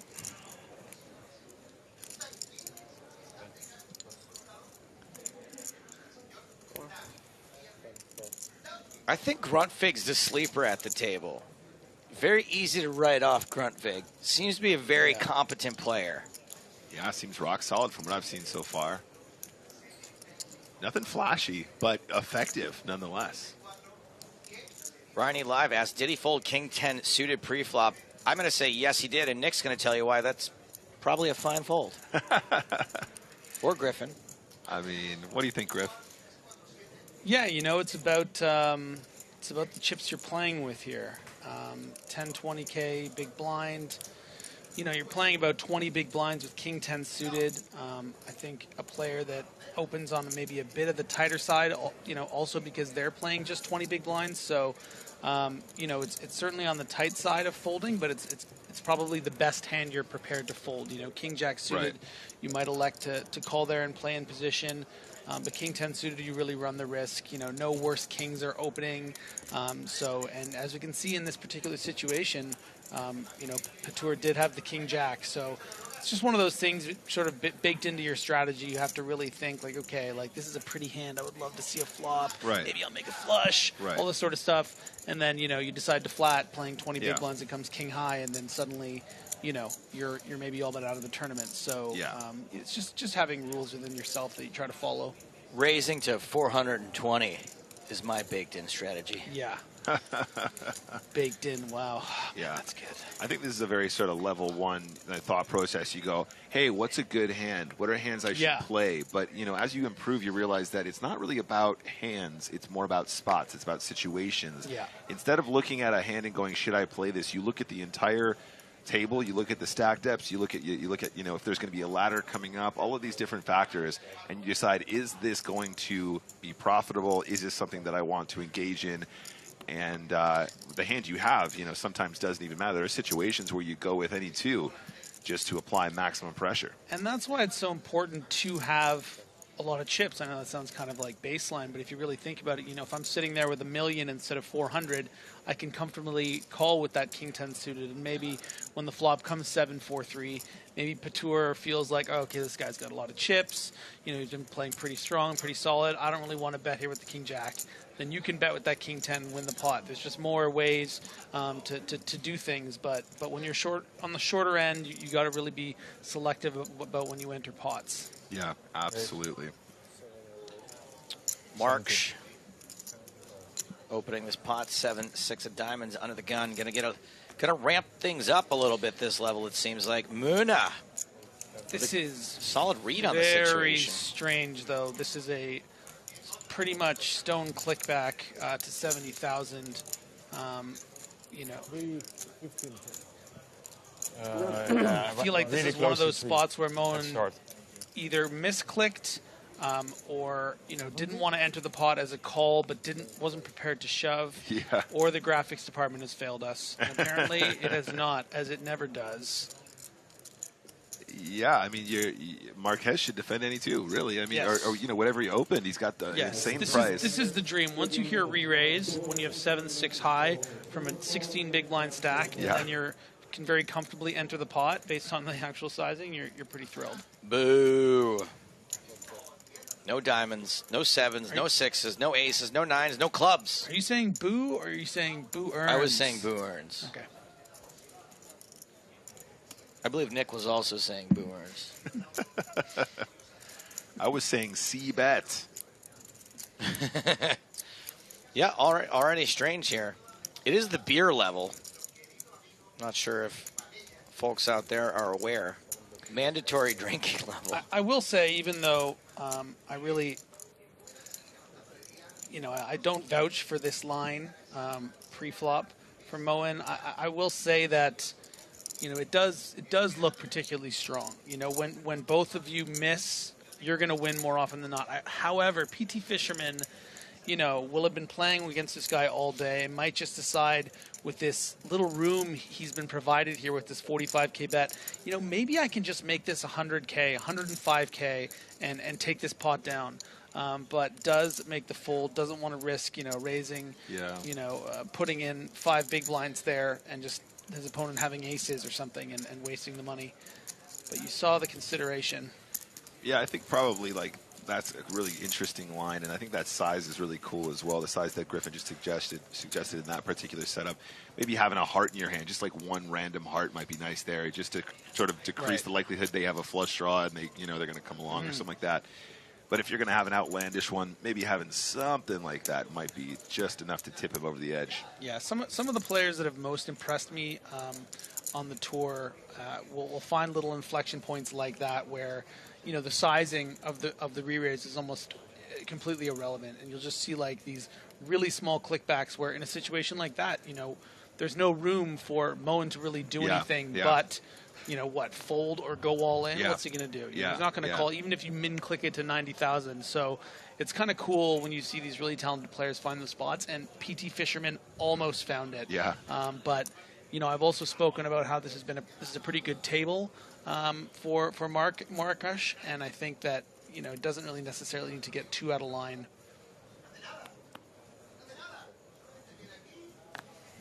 Applejack for Brandstrom.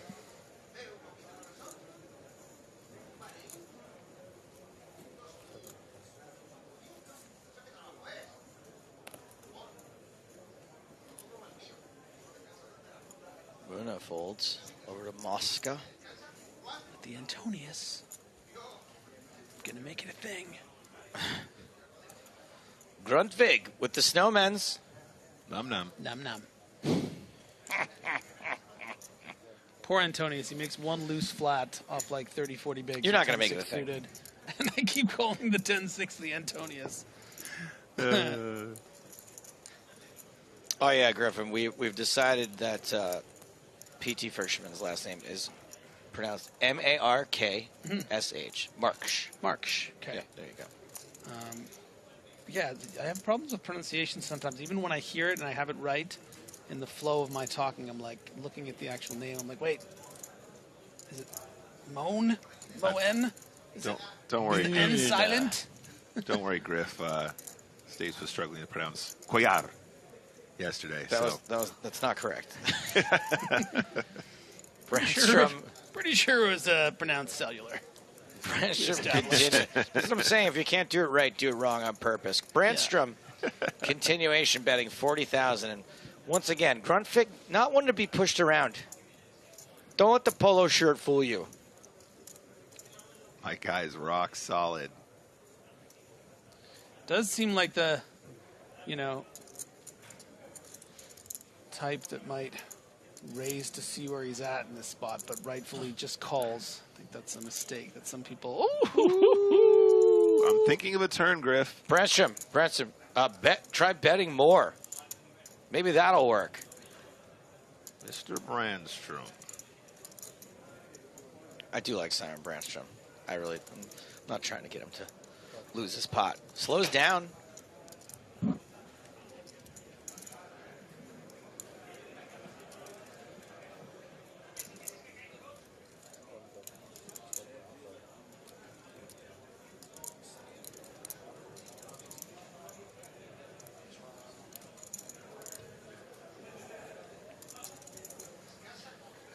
Brandstrom's going to take stock here.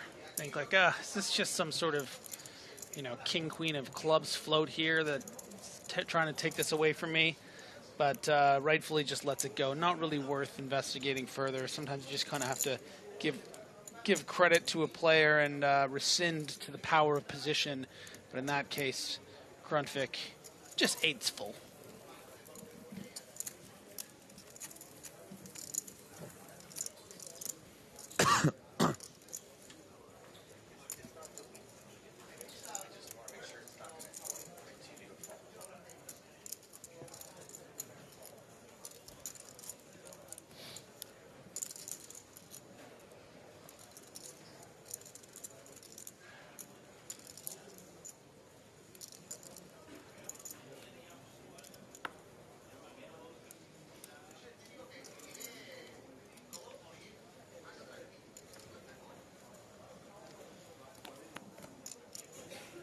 You're watching PokerStars TV.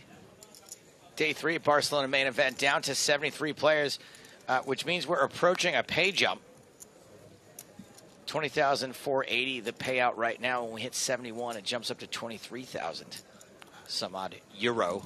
Did you guys say euros or euro? Euro. Euro. Yeah, and it's like Lego. Yeah, and like, in Spain they would say euro. This guy. Oh, he's showing off.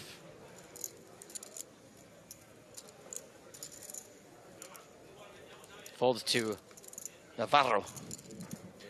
25 euro. Navarro makes it 40,000 and gets to the small blind. And what about Brandstrom in the big blind? The analyst. Hello. Whoa, baby. I am analyzing you. Click it back. There's nothing quite like looking down at American Airlines. Nicholas Daly on YouTube is stoked. Oh, no, wait. He said Grunfig for the win. Not The Brandstrom. simulation says 135,000. Binary solo. Not quite. 175. Although 135 to call. So you were. That's what I meant.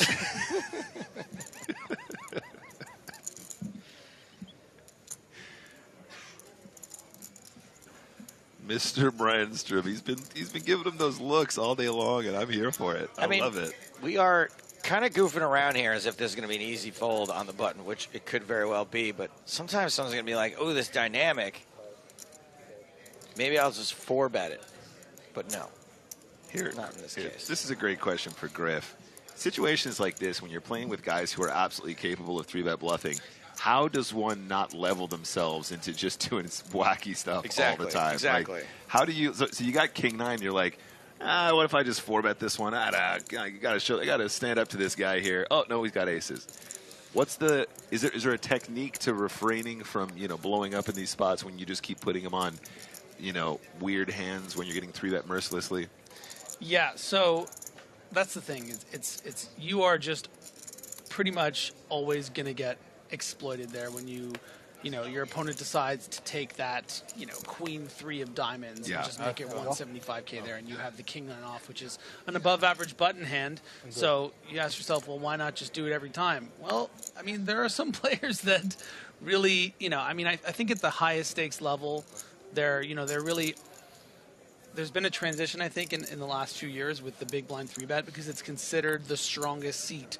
Because now that all the sims and everything is telling you to call all the time for the big blind, that makes these 3-bets look so strong. But it also makes them incredibly, polarized, because it's so hard to get a hand that's worth getting in for 40 big blinds. Sure. That you really have to kind of, think about your opponent in spots like that. Right there, that spot in particular, it's a great spot to be able to exploit. But as we see, just had the aces. So March opening ace-7 suited from the button. Tupac Patur with the 5-4 suited.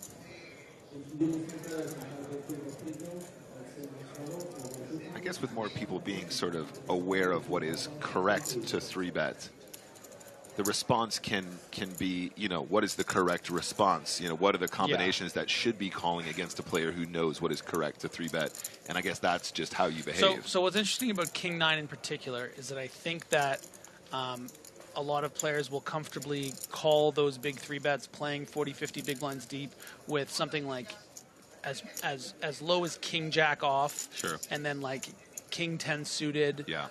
So the fact that it was a couple notches below really says like, oh man, like I'm so close to being able to continue here. Yeah. This is why that's annoying, because I have a hand that I should be raising the button. Right.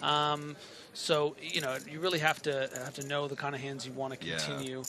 As far as 4-bet shoves, at that stack depth with these big long levels, I think that what's great about making such a large size there is you can't really just call on 40 big blinds with, say, something like 6s or 7s or 8s. Yeah. I mean, maybe you could call with 8s, 7s, but most of the time you're kind of just like in shove or fold, and that's, I think, what Brandstrom's hoping to accomplish by making it so large, making it look bluffy, balanced.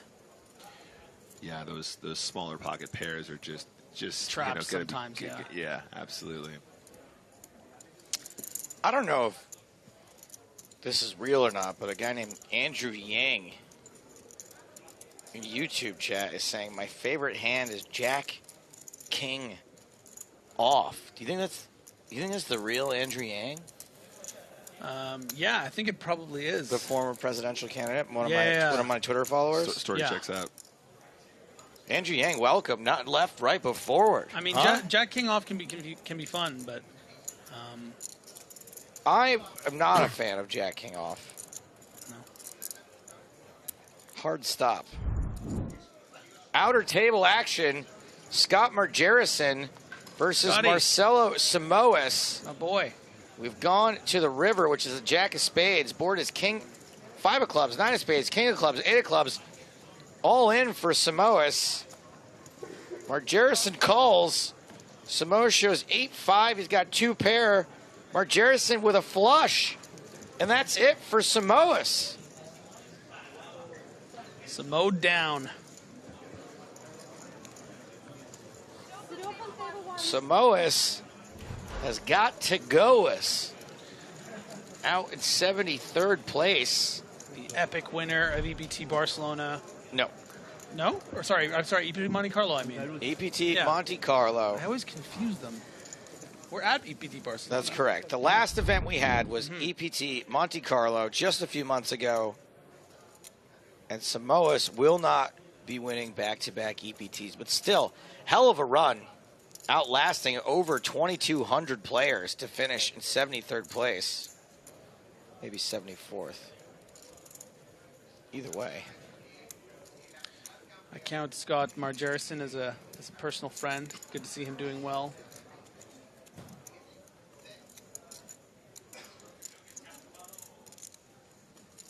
Okay, so we've got a poll right now. People want to know, was Griffin Benger's robot voice making a reference to Grandma's Boy or to Flight of the Conchords? Don't say the answer. We'll let the poll live to the end of this hand as we are going 4 ways to this flop, which is Queen, Queen, 5, King, Queen for Gruntvig.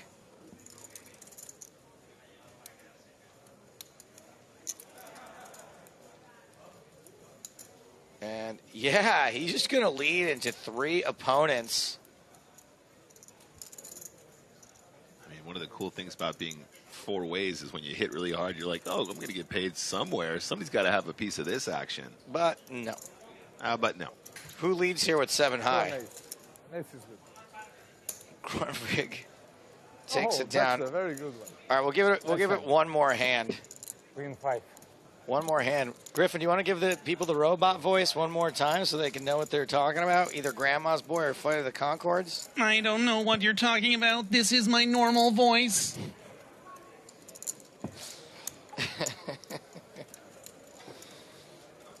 Rusty Tom says Gruntvig is an animal. I wouldn't agree with that, but it does sound like an animal. Like here we have the common Gruntvig. What's the burrow underground? What is this creature, the Gruntvig? Pulls back its hind legs when frightened. What are you afraid of, Gruntvig? Salin. And the winner was Grandma's Boy by 111 votes to 42 votes. Nice. Griffin, the answer, please. Not a reference. I was just doing Not a voice. reference at all. Okay, trick question. I mean, I'd have to think about it. Have you ever seen Grandma's Boy? That's almost identically the voice. Ages ago, yeah. Probably. There's probably a bit of that from it. I'm guessing most people who've seen Grandma's Boy don't remember it for one particular reason.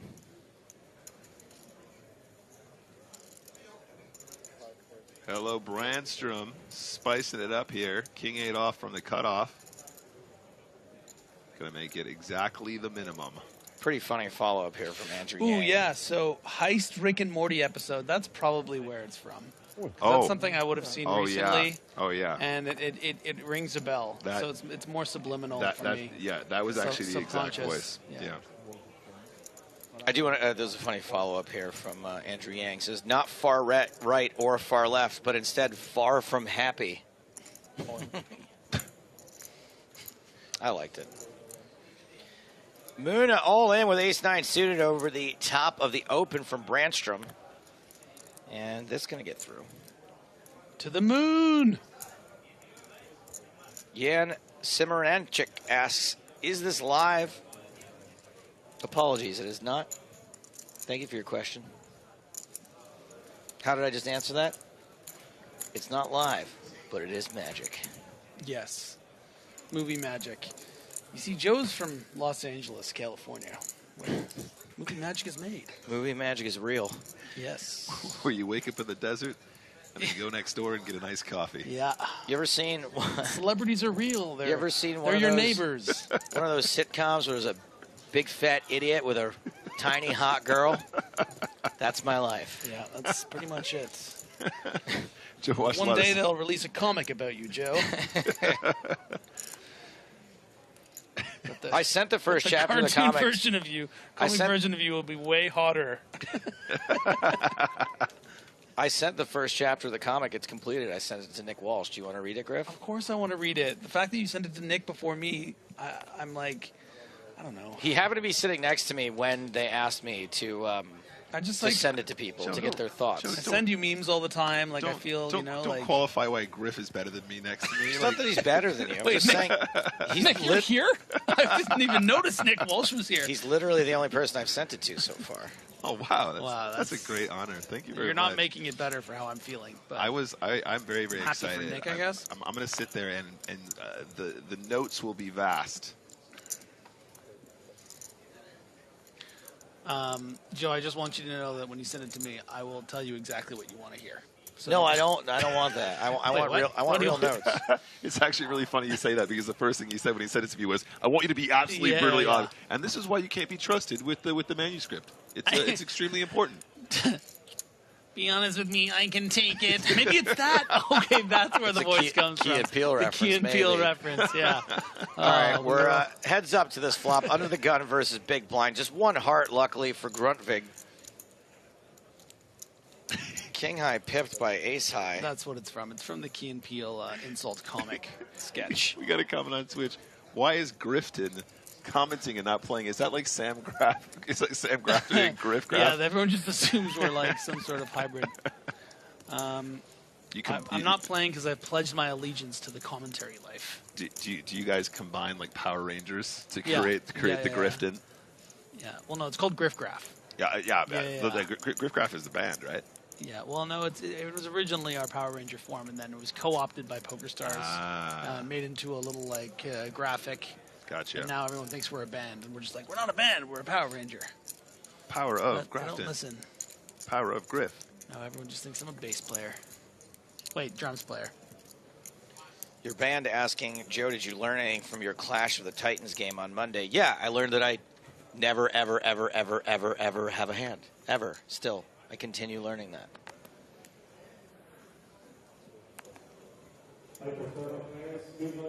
That shit I written down. I did have top pair once. Was no good, but I had it. Folding around, ace-4 suited for Patur in the hijack.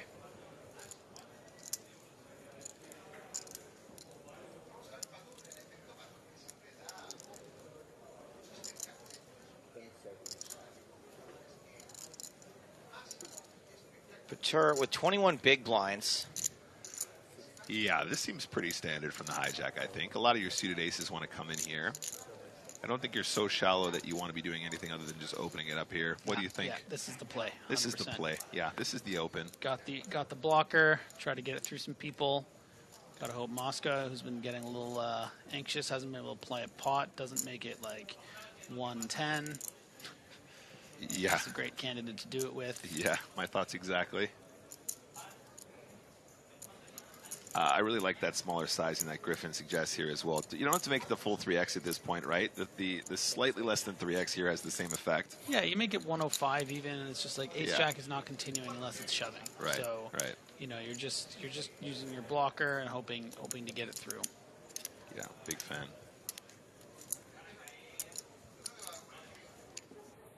King 3 off wouldn't be the most outrageous 3-bet either. Big blind's got a hand that they could just come along with, no problem, no easy call. Yeah, this is Igor Yarashevsky. Has had multiple six-figure scores on the EPT. Yeah, man, this guy's a reg. Was a pretty prominent fixture before we went down for the thing.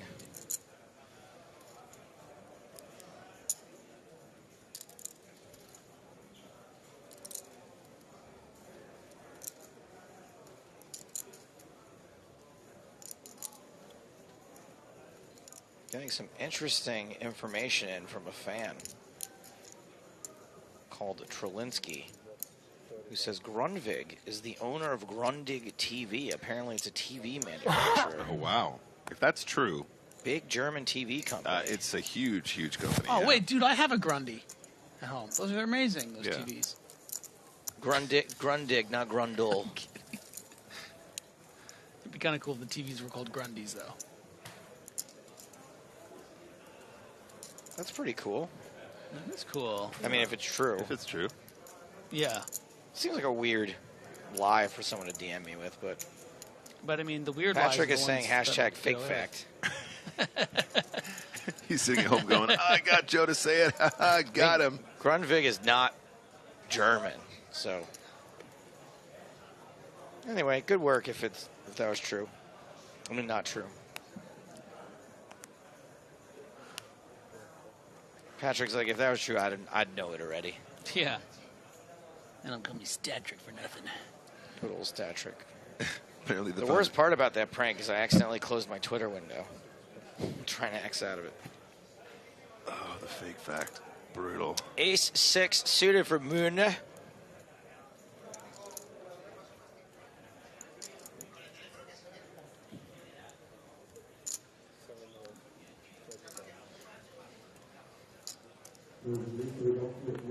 Who else has some fake facts? Get them in the chat now.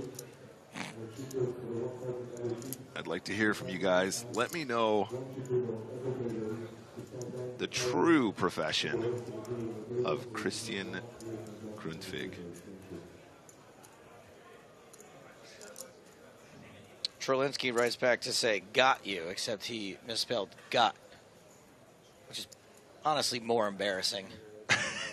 What, than the fake fact he got past us just now? Yeah. Yeah, probably. It's a 3-letter word, my dude. Yeah, I mean, if you're going to got him, you got to got him with the T's, you know?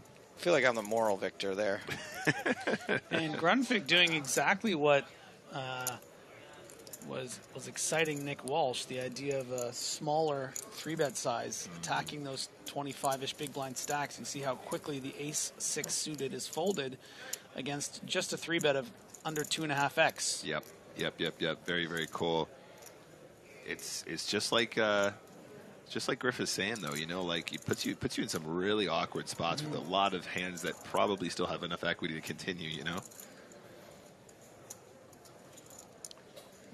There's that trophy. Oh yeah. Will somebody polish the trophy? Did you see a blemish? I saw a single blemish. Oh my gosh. Unbelievable. Polished many a trophy on the tour. That's actually how he started at PokerStars. He was the trophy polisher. Official trophy polisher. Yeah, and then there was an opening in the, we need someone on air right away. All I got's the trophy polisher guy here. He says he's a comedian, though. Here we are years later. All right, we're about to go live. Where the hell is that trophy polisher? This thing looks awful. Yeah, now you can see the trophy isn't even polished. We don't even have someone to do that anymore. Because Joe is just killing it in the booth. Moscow with the delicious artisanal sourdough. Artisanal. Ace-5 suited. Christian Grundtvig is a former pro player who won the WPT 10K in Paris in 2006 for $1 million. That is true. And those finances spurred his love of German TVs, and then he's got into selling those TVs. Mark 10-5 suited in the big blind. Another great example of how you can kind of, paint a little wild. A real paint job. Yeah. He said, See a flop. Listen to me, kid. Next big thing, moving pictures. King 8-6. Once again, whiff. I see a box in every house in Germany.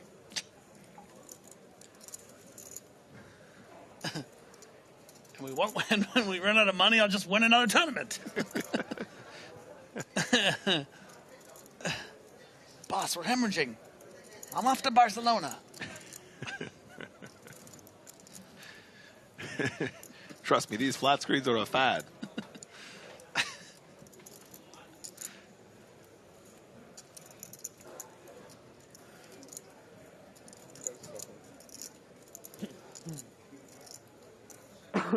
Hello.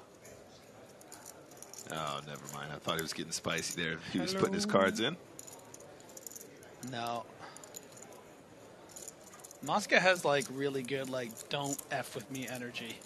And I think even though Mark's is the most accomplished player on the table, he wasn't about to, little to no info on the player, hasn't really played a hand this level.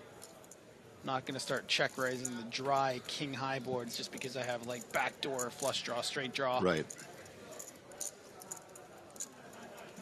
There are better combos to do that stuff with.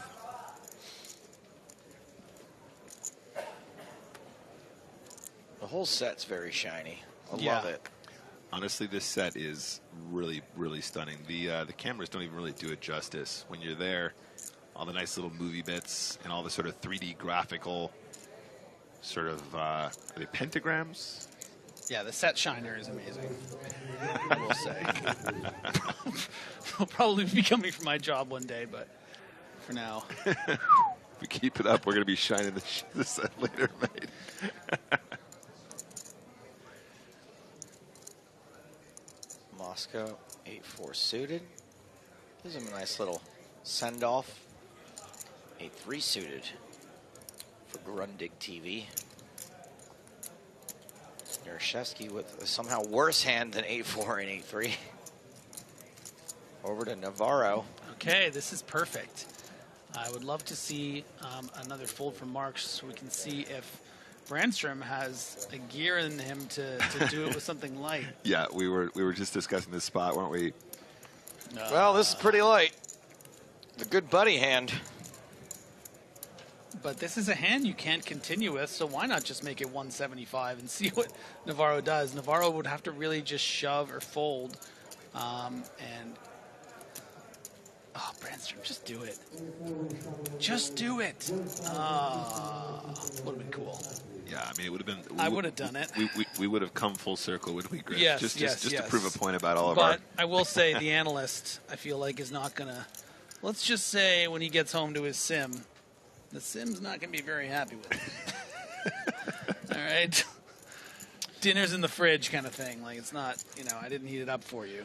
A lot of folks in chat right now complaining about the lack of chat energy, exuberance at this table. And all I'll say is that we're in hour 11 and a half of how long these folks have been playing today on day 3 after 2 other 12-hour days of poker. There's 72 players left out of nearly 2,300 who started. And there are some major dollars and euros and pounds and whatever currency you deal in on the line here.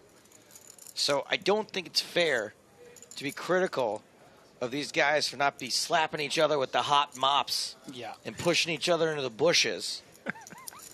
Because it takes an incredible amount of focus and energy to even be at this spot right now. And so we're given some personality here in the booth. And we're watching some very high-level poker being played. Because it's very difficult to get to this stage without that being in your arsenal. So all I would say is cut everybody some slack. Maybe quit your moaning. But wait. And watch the poker. It didn't happen. Nope, never mind. I'm not saying these days are bad for the players and entertainment, Aaron. I'm saying it's not about you. Listen. It's about them. It's got ebbs and flows of excitement, too. This has been a pretty slow level. Not a lot's happened. Not a lot of big, interesting pots. Normally, that's what's going to dominate the conversation is the poker. And, yeah, listen, we don't have, Chino Ream and Noah Bookin yapping away. But that was a different day and a different crew. They already knew each other, and we can't really control those things when we're doing this. I do like this clap back from X-Spec who says, "Morning." 9 deuce tray, 2 hearts, and Navarro's got 2 hearts.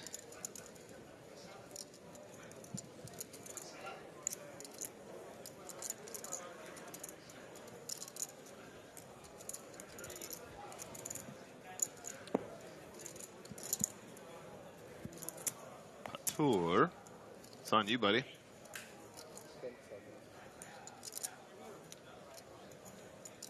All right. Very, very delayed check there with the king high.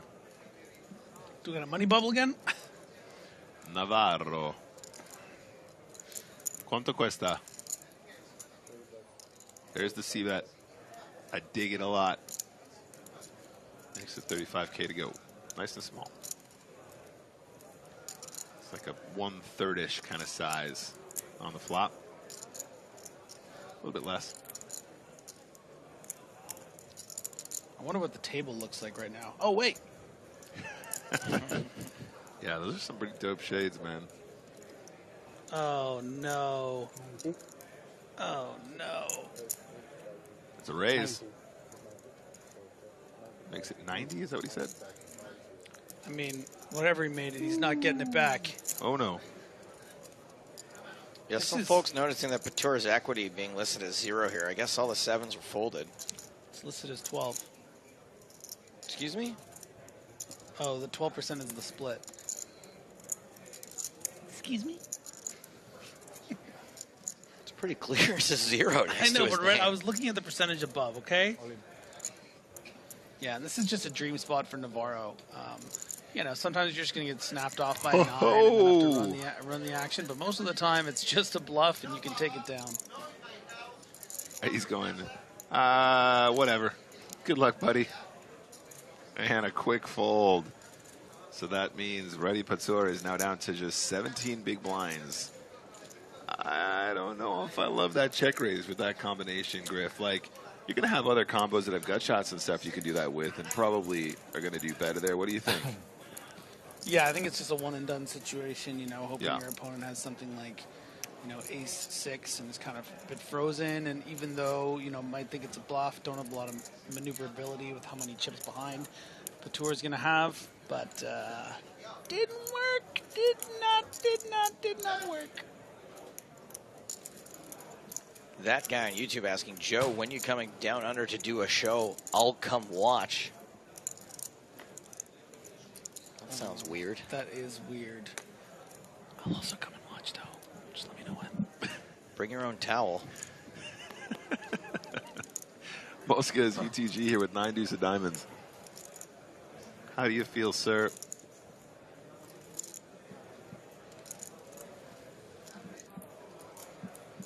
That's a fold.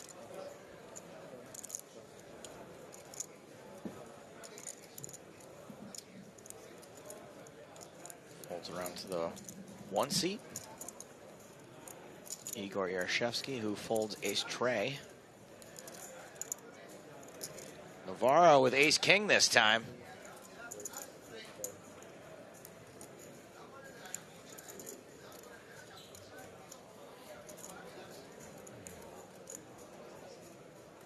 Trevor Heck asks, how long is day 3 going until we're playing to the end of this level? 46 minutes, 39 seconds. That's right. And yeah, Mark's going to run into a little bit of trouble here. Appears as though going to play this as a 3-bet to just about 3x. Well, this is the one time Navarro's had it out of the last several opens. You know, it's not the greatest spot for Marks, but you look at the players behind, especially in the blinds, you know, not really going to be pushing back.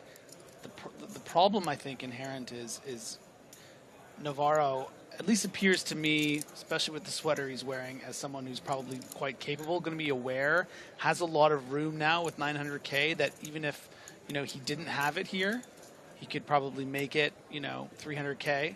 As a bluff with a different hand. But of course has the ace-king, comfortably shoving it for about 50 blinds. Take a little sigh, and it's going to take that one down. Yeah. It's kind of your job as chip leader, you know. You really gotta let people know I'm willing to 3-bet you, even if it doesn't always work out. So it's going to create more of a dynamic moving forward, and you know, it'll be interesting to see what Navarro does the time that, you know, he doesn't have it, and perhaps Mark tries to do the same thing. Do you think at that position he's more likely to 3-bet queen 10 off rather than queen 10 suited? Correct, yeah. So queen 10 suited obviously have playing much better in position, more likely to flat queen 10 off. More likely to flat. I think there is a mix. I think he will 3-bet queen 10 suited as well, but I think probably more on the calling side. Right. But I would be interested to know what his strategy would be there. Probably more call. Same with like something like queen jack suited. You know, even as low, I think, as like jack 9 suited would feel comfortable playing post flop there. Not too concerned with the players behind squeezing. Brandstrom seems to be playing pretty solid. You know, we did see, I think, a great triple barrel bluff you were telling me about earlier. Right. Very capable of making moves and stuff, but no real reason to attack March. PokerStars players no limit holding championship. The PSPC is heading back. to the Caribbean. The second edition of this 25K tournament will take place January 30th to February 3rd as part of PCA 2023 at the Baja Mar Resort on Cable Beach in Nassau. There are still opportunities live and online to win a Platinum Pass. A package to the PSPC is worth $30,000. And would you look at that? Just as we were talking about the Queen 10 suited, Brandstrom gets it on the button.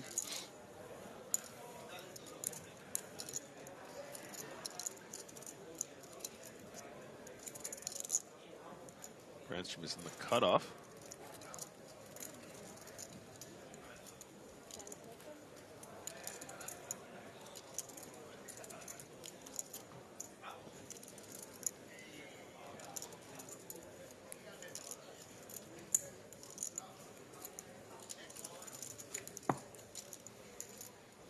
Raise it, take it. I think a very nice question to answer here on Twitch from Erwin Feeney.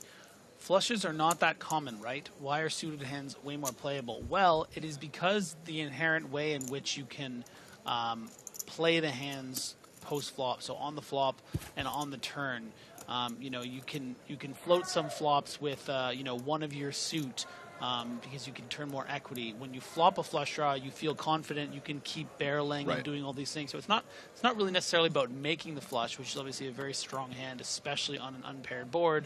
But just the kind of different ways you can interact with the board and make bets. It's just a lot easier to play. Yeah, exactly. So remember, guys, there are two ways to win a pot. You can win it showdown, or you can win it non-showdown, which is why when we're looking at our... You can also win when your opponent folds. Thank you, Joe. So a third way. So when we're looking at these spots, when you're looking at your sort of overall profitability in chips or in cash games, it's a combination of what you win at non-showdown and what you win at showdown. And if you have more moves which allow you to get to a spot where you can win at non-showdown, your hand becomes more playable, because not only can you make more hands, but you can kind of do some karate, you can do some kung fu, you got a couple moves in the bag that the weaker hands with worse playability just don't give you the opportunity to do as often. I still contend that we should flip it so that a straight beats a flush. It's way harder to make a straight. I have seen the emails on this that you've sent. Yeah. As long as we can also make 3-pair beat 2-pair. Also agree with that. Gruntvig in the big blind seemingly has plenty of hands to defend with in the big blind. Yeah, shove and Muna. Yeah, just 20 big blinds effective. You know, plays really nice as a shove, taking it down so often. Very unlikely your opponent has a better hand. You're not thrilled when you get snap called, but you're getting so many folds there that it's just a nice little takedown for Gruntvig, who's really had a great couple levels. Can you address this comment from MJS Design? So Nick said you can win it non-showdown. Then Joe says you can also win if the opponent folds. Thank you, sir. You just said the same thing he said. I didn't say the same thing you said, did I? No, it was totally different. Man, these people are such know-it-alls. Let me guess, YouTube? No, that was from Twitch. Oh, yeah. That's so disappointing. Sorry, You were the chosen one. You banned. Oh, that's unfortunate. Gotta listen, buddy. We use different words and everything.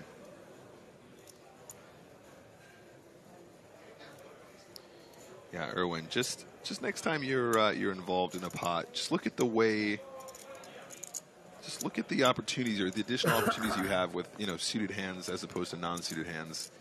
And I think you'll start to get a feel for it. You know, that's why when you play enough poker, you start to get a real sort of visceral feeling for specific combos, because you kind of know from experience what ones give you more opportunities. Speaking of combos, pocket kings for Patur in the hijack. The king-king combo. Just call, just call, just call. Patur with a shovable stack. Griffin cheering for the just call because he knows ace-9 is likely to fold to a shove. And in my opinion, maybe the last way you should play this as a very strong 3-bet off 16 big blinds. Never really a bluff, especially with so many players behind. So you're going to have to hope that someone wakes up behind with like jacks, queens plus. Not to the aces, of course. You know, whereas let's just say if Patur had shoved here, you know, Brandstrom might have called with 2 10s, ace queen off. I think those hands can comfortably fold against this extremely, extremely strong 3-bet of, you know, close to 30% of the stack. Now, you might be asking, well, then why don't you do this as bluffs? Because people just don't. Yeah. That's the bottom line, you know? It's like, you know, maybe you should, but it's just not, you know, when do you ever see someone making it 100K off 340 with King Jack here? So it just looks too strong. He was never going to make any more money than he did, so it's fine. But, you know, you need to be balanced with a shove there, or just call and see if you can get a 9-high flop. Yeah. Or, you know, maybe convince Brandstrom that you have something like King-Queen and get a barrel or two. Yeah. Yeah, no, I absolutely agree. And as you say, it's just not something that people do as a bluff. The level of table awareness, especially in live poker, online it's a little bit easier to spot, right? Yeah. But the level of table and stack awareness that you'd have to be like, oh, wait, what if I just put in 33% of my stack here? It just looks super, super strong. Yeah. You know, you misjudge one stack there, and they're just like, yeah, okay, cool, let's go. And you're like, oh, that's not what okay, well, now I'm committed to the spot, so I got to run with it. Pocket nines for Brandstrom, a real hand. Quick announcement to make. A hearty congratulations to Spanish commentator Willow, who hasn't been here today because his wife was giving birth to their baby girl. Congratulations, Willow. Oh, that's great. Claps in the chat, please, guys. Congratulations, Willo El Pillo. It's a great name, Willow. Somehow he's still on Skype and watching the stream. It's real dedication. Who loves it more? At least he's not here. Felicidades, Villo. And it was quite a day, no offense, to miss for the Spanish casters. They had record numbers. Mosca in a bit of a spot. Pocket sevens. Yeah, this kind of goes back to a couple levels ago we were talking about those pocket twos that Patur had and how we should find a fold, but something like sevens in later position closer to the button, you know, maybe you can mix in some calls, and I think that's right where this falls for Mosca. Maybe just a bit too strong to fold, and but you're not, you know, I think you would comfortably fold fives and probably even sixes, but gonna play the sevens off about 27 big blinds.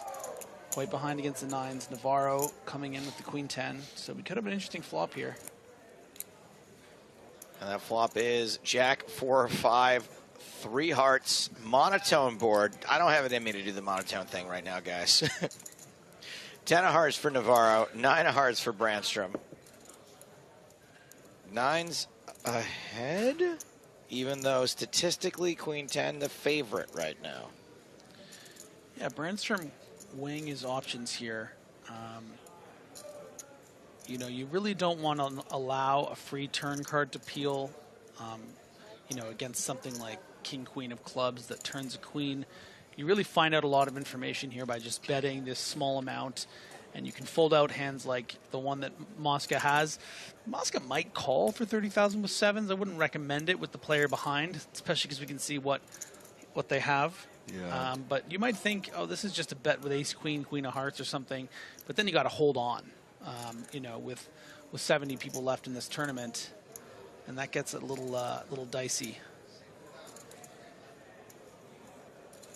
I really like this small bet. Really, you can really figure out what's going on in this pot. I'm curious to see how Navarro elects to continue, whether as a call or a raise. Probably just a call. Yeah, I don't think he's going to be totally thrilled with the 10-high flush draw here, but facing that really small bet, you know, it probably feels like a mistake to let go of such a significant flush draw. Yeah, I mean, again, we can get so taken with what we see on the screen, and because we know it's nines, this is exactly the hand that you want to have and be able to call with. Right. But you also don't want to just be calling here when your opponent has ace-queen, ace of hearts, or whatever. But when you're up against something like nines, I mean, look at the percentages. And that's why we actually do see the fold. Sure. Yeah, I mean, the initial open position here was UTG +1, so will contain plenty of king of hearts, ace of hearts, which already puts you in a pretty gross spot, right? For sure. Griffin, I want to let you know that there's someone named Sella in YouTube chat. who is your biggest fan. They have not shut up about you for the last half hour. I took a lovely photo with a gentleman by the name of Sebastian at the break there. Is that him? I don't think so. Secondary feature table action. Brazilian on Brazilian. What is this? A PokerStars scoop event? We've definitely got some Brazilian on Brazilian action here, and not the kind you're usually deleting from your search history. These guys look like assassins. They're so scary. They're amazing. They're looking amazing. They're so tough. They're from rival Assassin's Guilds. Yeah, like they look great. Look like they should have hoods on, you know? I love it. Ja, ga je short stack als Oh, such a brutal spot. Wow. For Roca here. 3.78 million behind Machado.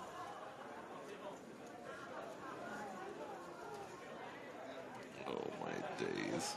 Great card for Roca if he needs to in order to find a backdoor out of this hand.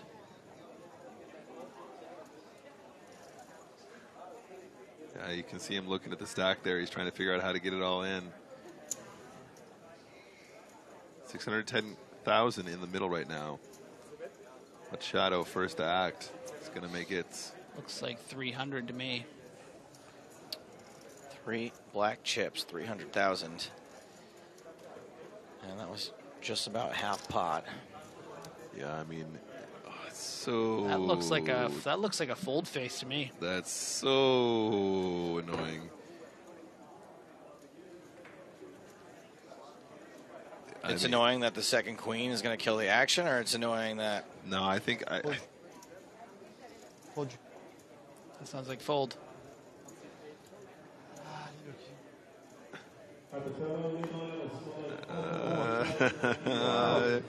You're going to show me one? They're both the same card, bro. You're going to see it in 30 minutes. Luckily, we cut to the action here. Great fold.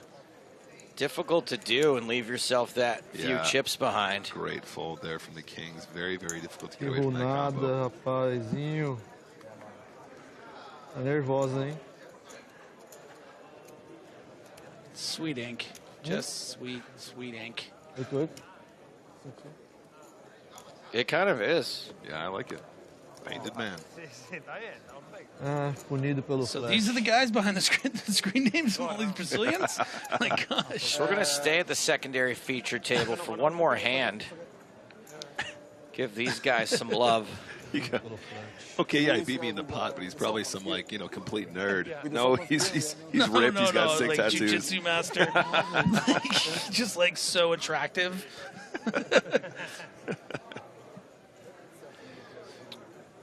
Omaha folds. Check tray. Oh yeah, the other Brazilian on the table. 3 Brazilians on the secondary feature table. Jack's land out. It's a pandemic. Nice shot of Patron here. Yeah. Loved him as Iron Man.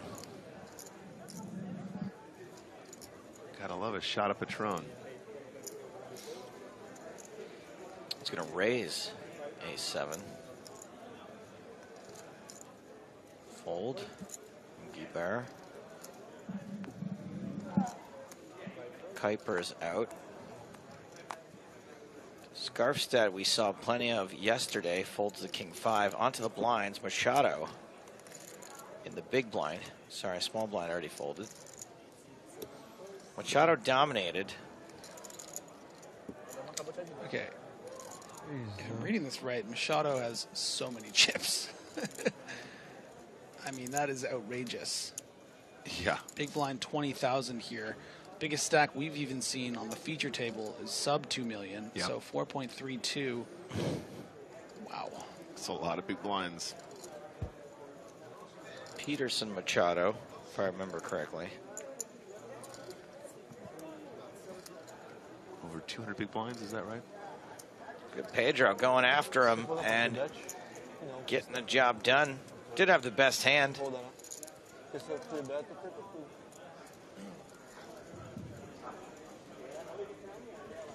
back to the main feature table as we tick past the 30-minute mark. Just 30 minutes to go tonight. We did also reach another pay level.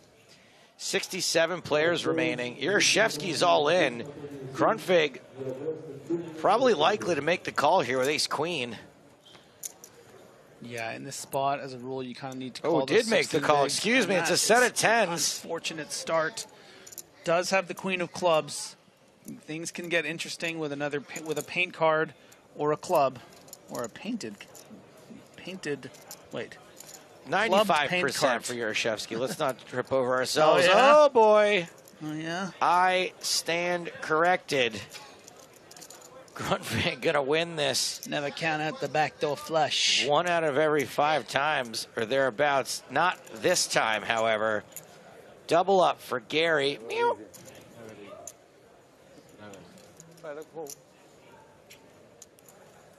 Pode esperar.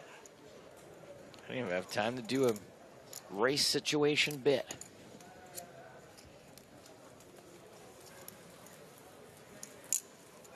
Did you have a good one prepped? No. Okay, good. Next time you'll have something. It's weird because some of the best, like some really good ones I've used before, but it's been so long. Like I feel like I can dust them off. You can recycle. Yeah. As long as you don't let everyone know that you're doing that, I think it'll work out great. All right, let's go back to the comment here from MJS Design. I might be stupid, and I definitely did not mean to offend someone. I love Joe, really do. I just did not get it. Please don't judge me if I am too stupid to understand it. Feels bad, man. Can someone please explain to me what was wrong with my statement? If you win a hand with no showdown, you can only do so if the opponent folds. So it is the same like winning a hand when the opponent folds. Help. This was so earnest. I know we need to break character. I'm sorry. Yeah, go ahead. Okay. So, what's the screen name? MJS Design. MJS, listen, we were collectively messing with you. Yeah. See, Joe had made a joke saying, like, or fold, because that's the same thing as no showdown, but then you took it as, like, wait a minute, what's the difference? I need to help. Everyone went along with it everyone, because they're used to me being a dodo. Yeah, the entire chat went along as well, so we were all just, we were just making fun. Just joshing you. We weren't making fun of you specifically. We were just keeping the bit going when you said they're yeah. two different things, and we're like, no, they're not. But this has been your initiation, and now you're a part of the team. Yeah, you're in the club now, buddy. Yeah. It's all good. Yeah, but you're not one of the cool Avengers. You're like Hawkeye.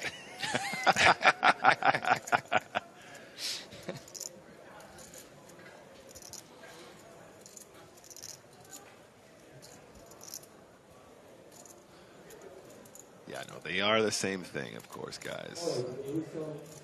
And here comes... Also, you're banned. Mark. yeah, you're definitely banned. Sorry. All right, here's the 3-bet from Marquez.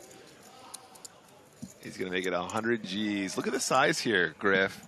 Do you like that? Do you like the little 2.5? We've talked about this before. I feel like as analysts we've been discussing this. Oh man, this is so sexy. This is exactly the it's spot. Just like, and it's the exact hand where it's like, I don't know, like maybe if I had King Jack suited, I would try to flop something. Yeah, he's targeting that really, really small stack. So he opens off a 15 big blind stack. And I'll tell you what, about 14-ish. This is a fun thing. You telling me that March didn't get a little text from a buddy being like, hey, that guy had ace-9 when he 3-bet you, and you were thinking about check raising? You should have taken him down. Wait, you can't have your phones. Me doesn't know. I believe he does have a friend on the rail that has been observing. Yes. Which that's of course why, is that's well why Rail Buddy is so important. It is well within the rules. The way the dynamic can shift once you have been caught up to the coverage a little bit and maybe know what someone had. You don't even have to know all the details. Just like, oh, that one hand, what do you have? Yeah. Oh, I'm gonna get him. Yeah, and I think that's why it's nice to travel to these events with friends, because you need somebody who's got your back. You go, I can't really be bothered with that. Oh, could you be bothered to win 1.7 million euros? Could you be bothered for that amount of money? That's why you got to swap action with your friends, so they have more incentive to be on the rail. My friends wouldn't do it for me, but if they had 10%, okay. Yeah, exactly. I'm like at least a 5% friend. Like, you know, if I don't at least swap 5 with them, they won't show. If they got 10%, I better like go to the rill and they better have like a PowerPoint presentation. Yeah, no, with with Gatorade. I know, yeah. Trust me. I final tabled the main event. I had a lot of buddies who were suddenly PowerPoint experts. too many chefs. He's like, okay, you definitely should have gone over the top. No, absolutely not. Yeah. Spreadsheets. That's right. Says, oh yeah, why don't you go and check your privileges? Whoa. Who would say such Oh my God.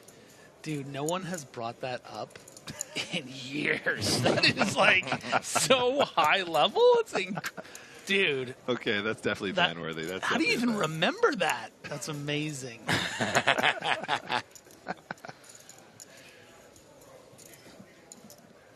March with the ace queen suited. Muna, no.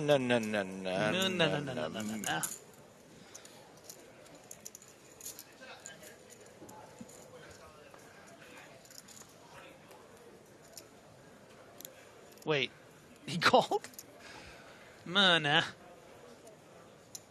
Queen 4 is not your destiny, pal. Whoa, I mean, he's really shallow here as well. Look at that. Yeah, 11 big blinds. That's not the kid. No. The kid is not my son. Wow. Top pair of flush draws. Feels so good. Yeah. Feels so good. I mean, he's so That's shallow. actually, I mean, I wouldn't. The most unbalanced check back ever. Sound looks pretty good there. It's actually Joe's favorite poker situation is flopping top pair and a flush draw, betting the flop, and getting a fold. It's just like everything about this, it just makes sense to me. That's right. This pot belonged to me. That's right. I had everything. That's and right. now it's mine. And Yes. it didn't hurt you too much. That's right. Because you shouldn't have been in the first place. Yep. I had the best hand. The best That's hand. right. Yes. I could have even had a better hand. That's how good. Yeah, that's right. I saved you. I saved you from me hitting a better hand. Not only is my hand so accomplished, but there's promise to it. Whatever you had, That's it's right. nothing and compared to me. And I don't have to be disappointed by the hand not getting any better. Like if I see 2 streets and that doesn't improve, then I'm mad. So just take it on the flop. That's right. Yeah, that's right. And then Joe will turn to the guy next and be like, "Hey, guess what I had?"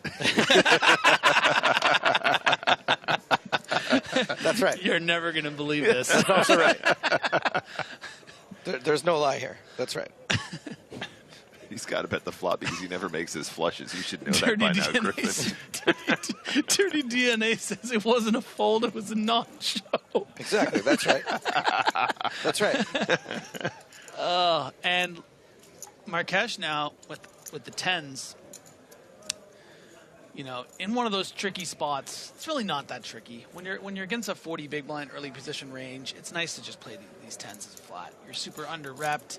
You know, when you do 3-bet and get it in, you're only really getting it in against, you know, the ace-king plus maybe sometimes the 9s that thinks you're full of it, but that's really, you know, the only one hand you're beating. So really like this. You keep the dominated hand in there too with the queen 10. Yeah, I dig this a lot. And you also might induce some shoves like the 8-4 off. Or, you know, let's just say Moan has something like ace-9. No. Walshy Poo says, the commentary has been great today. Thanks, guys. You banned? Oh, sorry. That's a force of habit. Yeah, it's my burner account, guys. Sorry. We don't do well with compliments, so see you tomorrow if you're unbanned by then.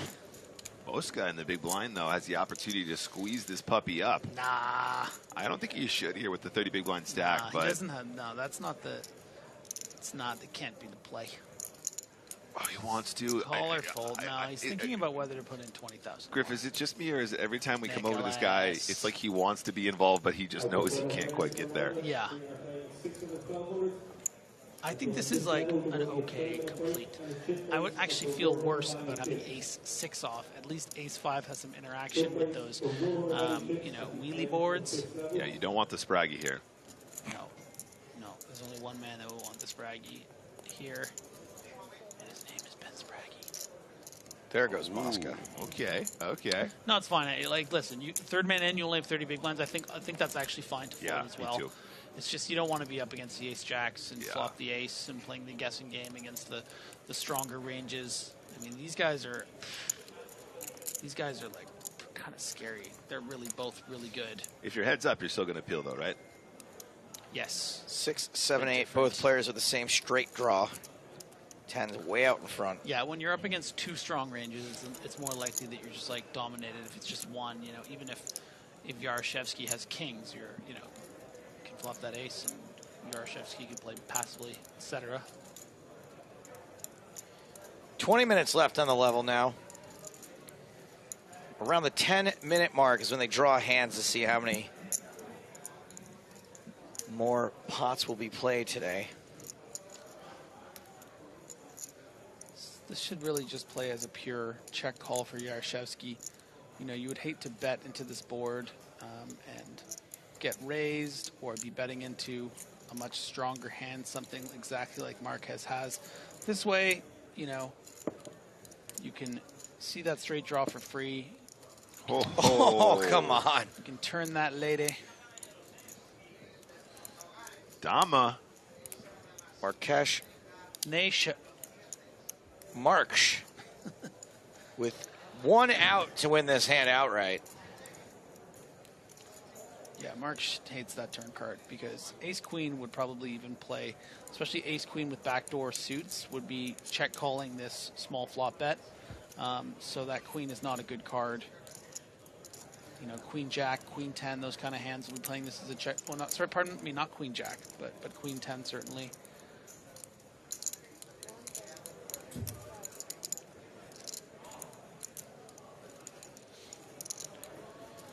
It's not an easy fold because your opponent can still have something like ace-9. If it's a small enough bet, could be value betting worse sometimes, and that's why we see the quick call and the grimace from March. Yeah, very unlucky turn there. I agree with Griff though.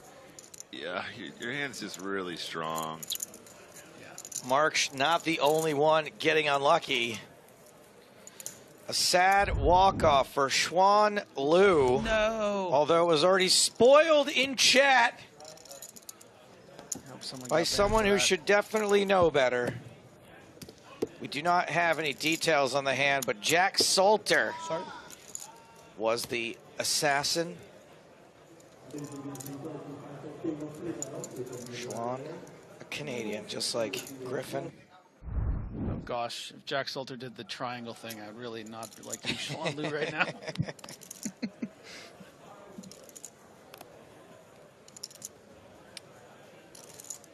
Yaroshevsky, Gary, meow, pocket queens.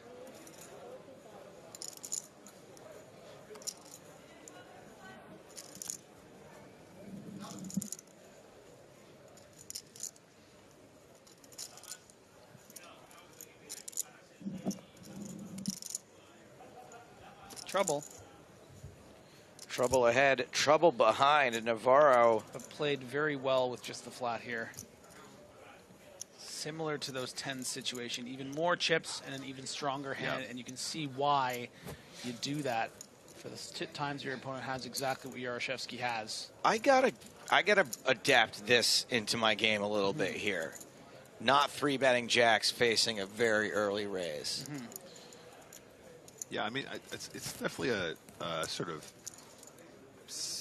pre-flop stack depth dynamic situation for sure as well.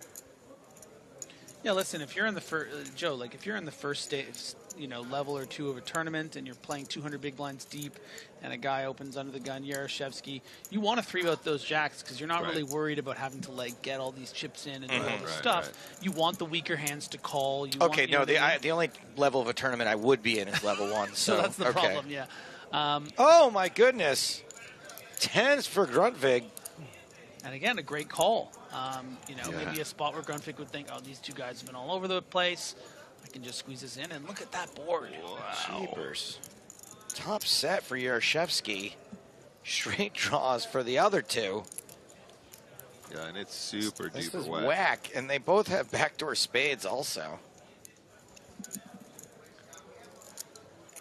Yaroshevsky got about 46 big blinds behind. Yeah, and this lead is quite interesting. It's going to give Navarro a fine price, especially with that backdoor spade that could be live and is live to call. And it's going to be hard for either of them to make their straight. So this is kind of a dream scenario in a lot of ways for Yaroshevsky because it's so unlikely that, you know, his hand gets clipped by either the 10 or the jack. I mean, is it even a spot where he could just rep Jack 10 or something like that? I mean, he's kind of got the position for it, sort of. I mean, he's a bit far out there to represent Jack 10 suited, in my opinion. Wow. Like, he's just like, I can't believe I just did that. It was correct, assuming the turn is a bad one. And yeah, full boat for Yaroshevsky. Grundtvig drawing dead. Yeah, pretty amazing to just lose 2 big blinds there. But I think given that price, maybe should have called simply because we're talking about a, you know, what was it, 180K pot lead for 150K pot. 50K lead. 30%, and you know. Yeah. But yeah, worked out great for. So you get him there. getting like 6 to 1 or something like that. Yeah, so yeah, it's even if you don't get paid on a later street, you do have a pretty significant price just to go and spike a 10. 7, 8, 9, 10. Queen. Okay, nope, just the full house. Grundtvig does not improve, but is gonna a block bet here? Yeah, so a check back here from Yaroshevsky, which I guess surprises me in a way, but you have the board so clipped. You know, you would think that if Grundtvig had led the flop with something like 9-10, would have probably bet the turn. So maybe Yaroshevsky wanted to offer the opportunity for Grundtvig to, you know, get there with a flush draw or something like that, and then be able to cool him for more chips. Now at this stage, facing this block bet, you know, when the big raise comes in, maybe Grundtvig will convince himself, well, this doesn't really make any sense. If you had, you know, ace-queen, would you have really checked the turn and raised the river? I really like this size, though. If you're, I mean, at this point, you're targeting, you know, a 9, I guess. Maybe you have a very lucky queen, maybe a very lucky sort of top pair, and that's all that's really going to call you here. If he has Jack 10, he probably would have continued turn. If he has Jack 10, he probably would have gone bigger on the river here as well. And it's hard to put Grundtvig on 210 simply because it's just a complete from the big blind, right? So Yaroshevsky is making it on the bigger side, targeting the reality of what Grundtvig was really repping by this bet, which is either, you know, bet on the flop and bet on the river, either a straight or a 9, because nothing else would really make sense. So may as well just make it big because those hands will probably call big. But had he known he had pocket 10s, maybe he just makes it 180 there and gets paid. Yep. Exactly right. Exactly. Pretty nice hand to have picked up as we approach the end of day 3. 65 players remain. Next page jumps at 55, so we're not going to hit that today. Yaroshevsky up to 57 big blinds. And after having the average stack, I mean, the average stack is still 50 bigs. Yeah. I mean, this tournament has had a deep average throughout.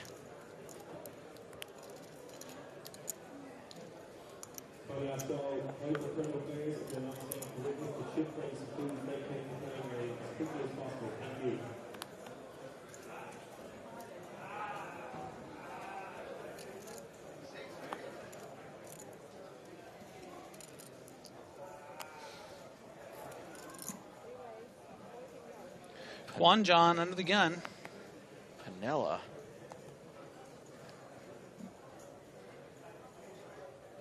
Panella. Sergey Panella, new player added to the table. Sergey Paneja. I don't know about that one. I'll give you Panella's probably not right. But not Paneja. Paneja. How about Panea? Wait, so was someone moved? I think so. I think there was a player balance to the table.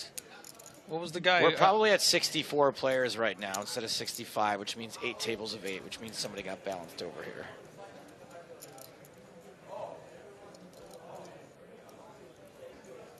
Well, at least one person in chat is agreeing with you that it's Paneja, but... Did the TD come by and just say, sir, after that Jack's fold, you're too tight, we're trying to make TD?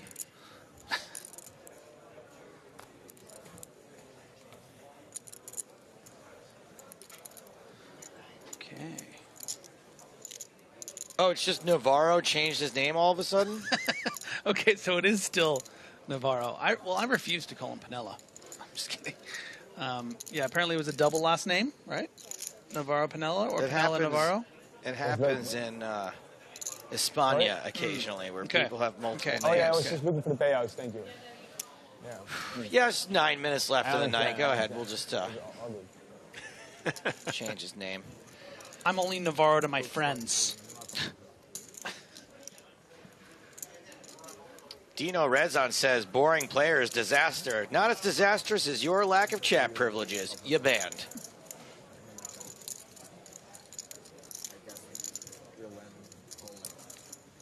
Funny thing is, I don't actually know how long the chat ban lasts. And every time I ask Joe, unfortunately, it's on stream and he answers ironically and never honestly. So I don't really ever want to find out because I like this, you know. You're banned means you're banned. I just can't believe that. He's doing it again. It doesn't shut the stream off for them. They just can't chat. It's not like I'm actually... Yeah, but like, okay, I don't even know if I want to ask, but like, is it banned forever for 24 hours? Like what? They just can never talk again? Like, the chat would be completely dead if that was the case. Do you understand how many dozens of people we have in chat? Yeah, but you ban people, ironically. Like, someone will say something nice about you, you'd be like, no, my beard looks stupid today. You're banned. And that's what keeps people on their toes. We've got hundreds of dozens, Joe. I am a fickle mistress. See, you don't know what's going to set me off. Ironically. You know when you watch like a gangster movie or like a Game of Thrones and there's like an evil tyrant and you just never know what they're going to do, like what's going to set them off? Yeah, you're like Joe Pesci in the Goodfellas. Yeah, I'm like King Joffrey. I might find you funny, I might shoot you with a crossbow. You don't know. Yeah. That's really how Joe imagines himself. That's I know. I know. So Joe, tell me more about yourself. Well, I'm basically like the Godfather the great of thing Twitch. is the great thing is James Hardigan is Tywin Lannister. He's the only one who can keep him in line. The king is tired. See, like this here. Send him to bed. In Spanish-speaking countries, people are called by their first and second to last name. His name is Sergey Pinella Navarro. Sergey Pinella for short, not Sergey Navarro. You're banned.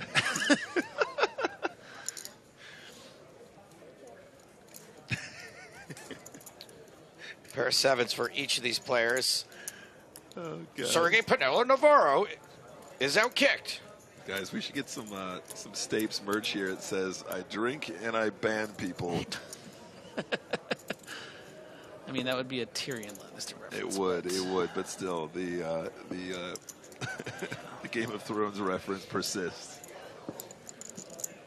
I'm like the mob boss that just shoots his henchmen. 6 more sign up afterward. Yeah. And we should be careful because we are hey, like look, his he's got a hair trigger, but the benefits are real good. Another 8 on the turn. Alfonso Dessau, do you hear what he said in chat? He sent me a fishy-looking emote. I didn't like it. All wiggling around. If I see that emote with the guy with the mustache again, oh my God. Is he laughing at me? Is he laughing with me? I don't know, but you're banned. Chop it up.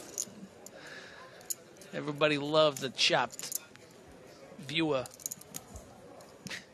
Get your shine box. Too many cat jams. Check, check. This pot will be chopped up. And you know what they say? Everyone loves a chop pot. Ding, ding, ding. That was a good one. I felt that one in my bones. They're all good. Joe, can you ban Bat Massel for me, please? Yep. No problem. No one can know. Oh, yeah, I felt that one in my bones. That was an absolute banger, chat. You're banned. Yeah, no, that was good. Oh, man. These are rave reviews. Not only was that good, but we did it with more intensity and speed and somehow all perfect synchronicity. Yeah, absolutely. but don't let it get to your head. You might lose it. You can get banned at any time. Yeah. One day, 10 out of 10. The next Jay Matondo. Everyone 6 hates minutes a chop pot. 6 Okay. minutes sit out. You banned?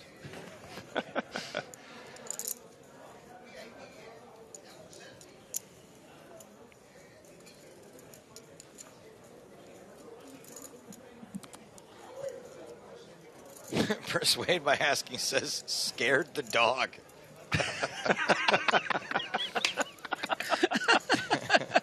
You're banned. Some poor dog was just laying Don't down worry. to chill. You can blame it on the dog.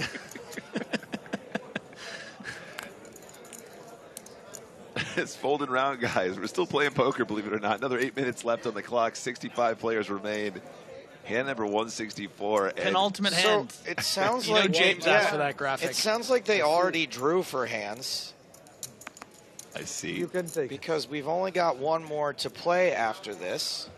It's a good hand. So that's something. Grundvig. Supremo Megafish wants to know when the mystery. I think how do you scroll up on your thing? Oh, when is the mystery brownie day 2 ending? I don't know. It's a mystery. Thank you for your question. Thank you for your question. You're banned. I would say to check out the PokerStars Live app and or Poker News or the PokerStars blog. Yeah, Lots of places you can look up stuff about the other events. Joe, don't forget about the new PokerStars Live app. Guys, seriously, I'm not. They didn't tell me to say this. It genuinely is a really good app. Go and check it out. PokerStars Live. You get all of the shot. You get all the clocks, not the shot clocks. Excuse me. You get all of the player names. You get live updates from all your favorite events, and every single one here in Barcelona will be on there. All right, my babies. Last hand of the day. Yeah, there you go, buddy. There you go. Actions folded around to Igor Yarashevsky, ace-7 in the co-pilot. You deserve this hand, Yarrow. You have the ace. You have the cutoff. I'm sure that these incredibly talented, big stacked players on your left are not going to come after you at all. Yeah. Not on the last hand. No, Everyone just wants to get out of here. Wants to get out of here. Have a beer. King, queen, off suit for Marksh. And no, not Jack 4 for Brandstrom. Brandstrom's going to make it to day 4. The rest of the players at this table are going to make it to day 4. Yarashevsky, the only player at the table at risk of not making it to day 4. The flop is queen, 7-10. Top pair for Marksh. Bottom pair for Yarashevsky. Both with a backdoor diamond draw. Marksh is better. So this, when we were talking about how to play sort of these bottom pair as the aggressor spots, this is a bit different. I don't know necessarily if Yarashevsky's going to want to bet here, and we see the quick check back because of the kind of range it's going to be calling as now Marques improves the 2 pair. Yarashevsky with a gut shot draw to Broadway now. Would be much more inclined to bet against a big blind range than a small blind. Right, absolutely. I was down to 4.2 big blinds. Check, Today, check. I was down to 6 big blinds. River card is the jack. Oh, my days. Griffin called it, said Yarashevsky deserved it. Got there the hard way. Beautiful. Oh, man. So hard to know what size to use here, Griff, right? It's Broadway straight. So, yeah, so hard to get paid because yeah. you are able to so credibly represent what you actually have, which is what you don't want to do. You know, an ace-X would raise his cutoff, check down on the flop, check down on the turn, and get there on the river. And, you know, Marques is sitting there like, I have such a strong hand, kind of, in that I have 2 pair. Right. I have the king of diamonds, and that's why. Marksh does pay it off. So Yarashevsky is going to take down the last pot of the night. Doesn't change the standings at this table at all.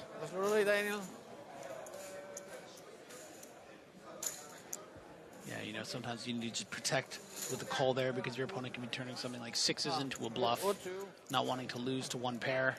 I'd like to take this opportunity to congratulate the probably 65 players that made it through till tomorrow. It's possible that someone Well played, guys. hasn't Thank you for game.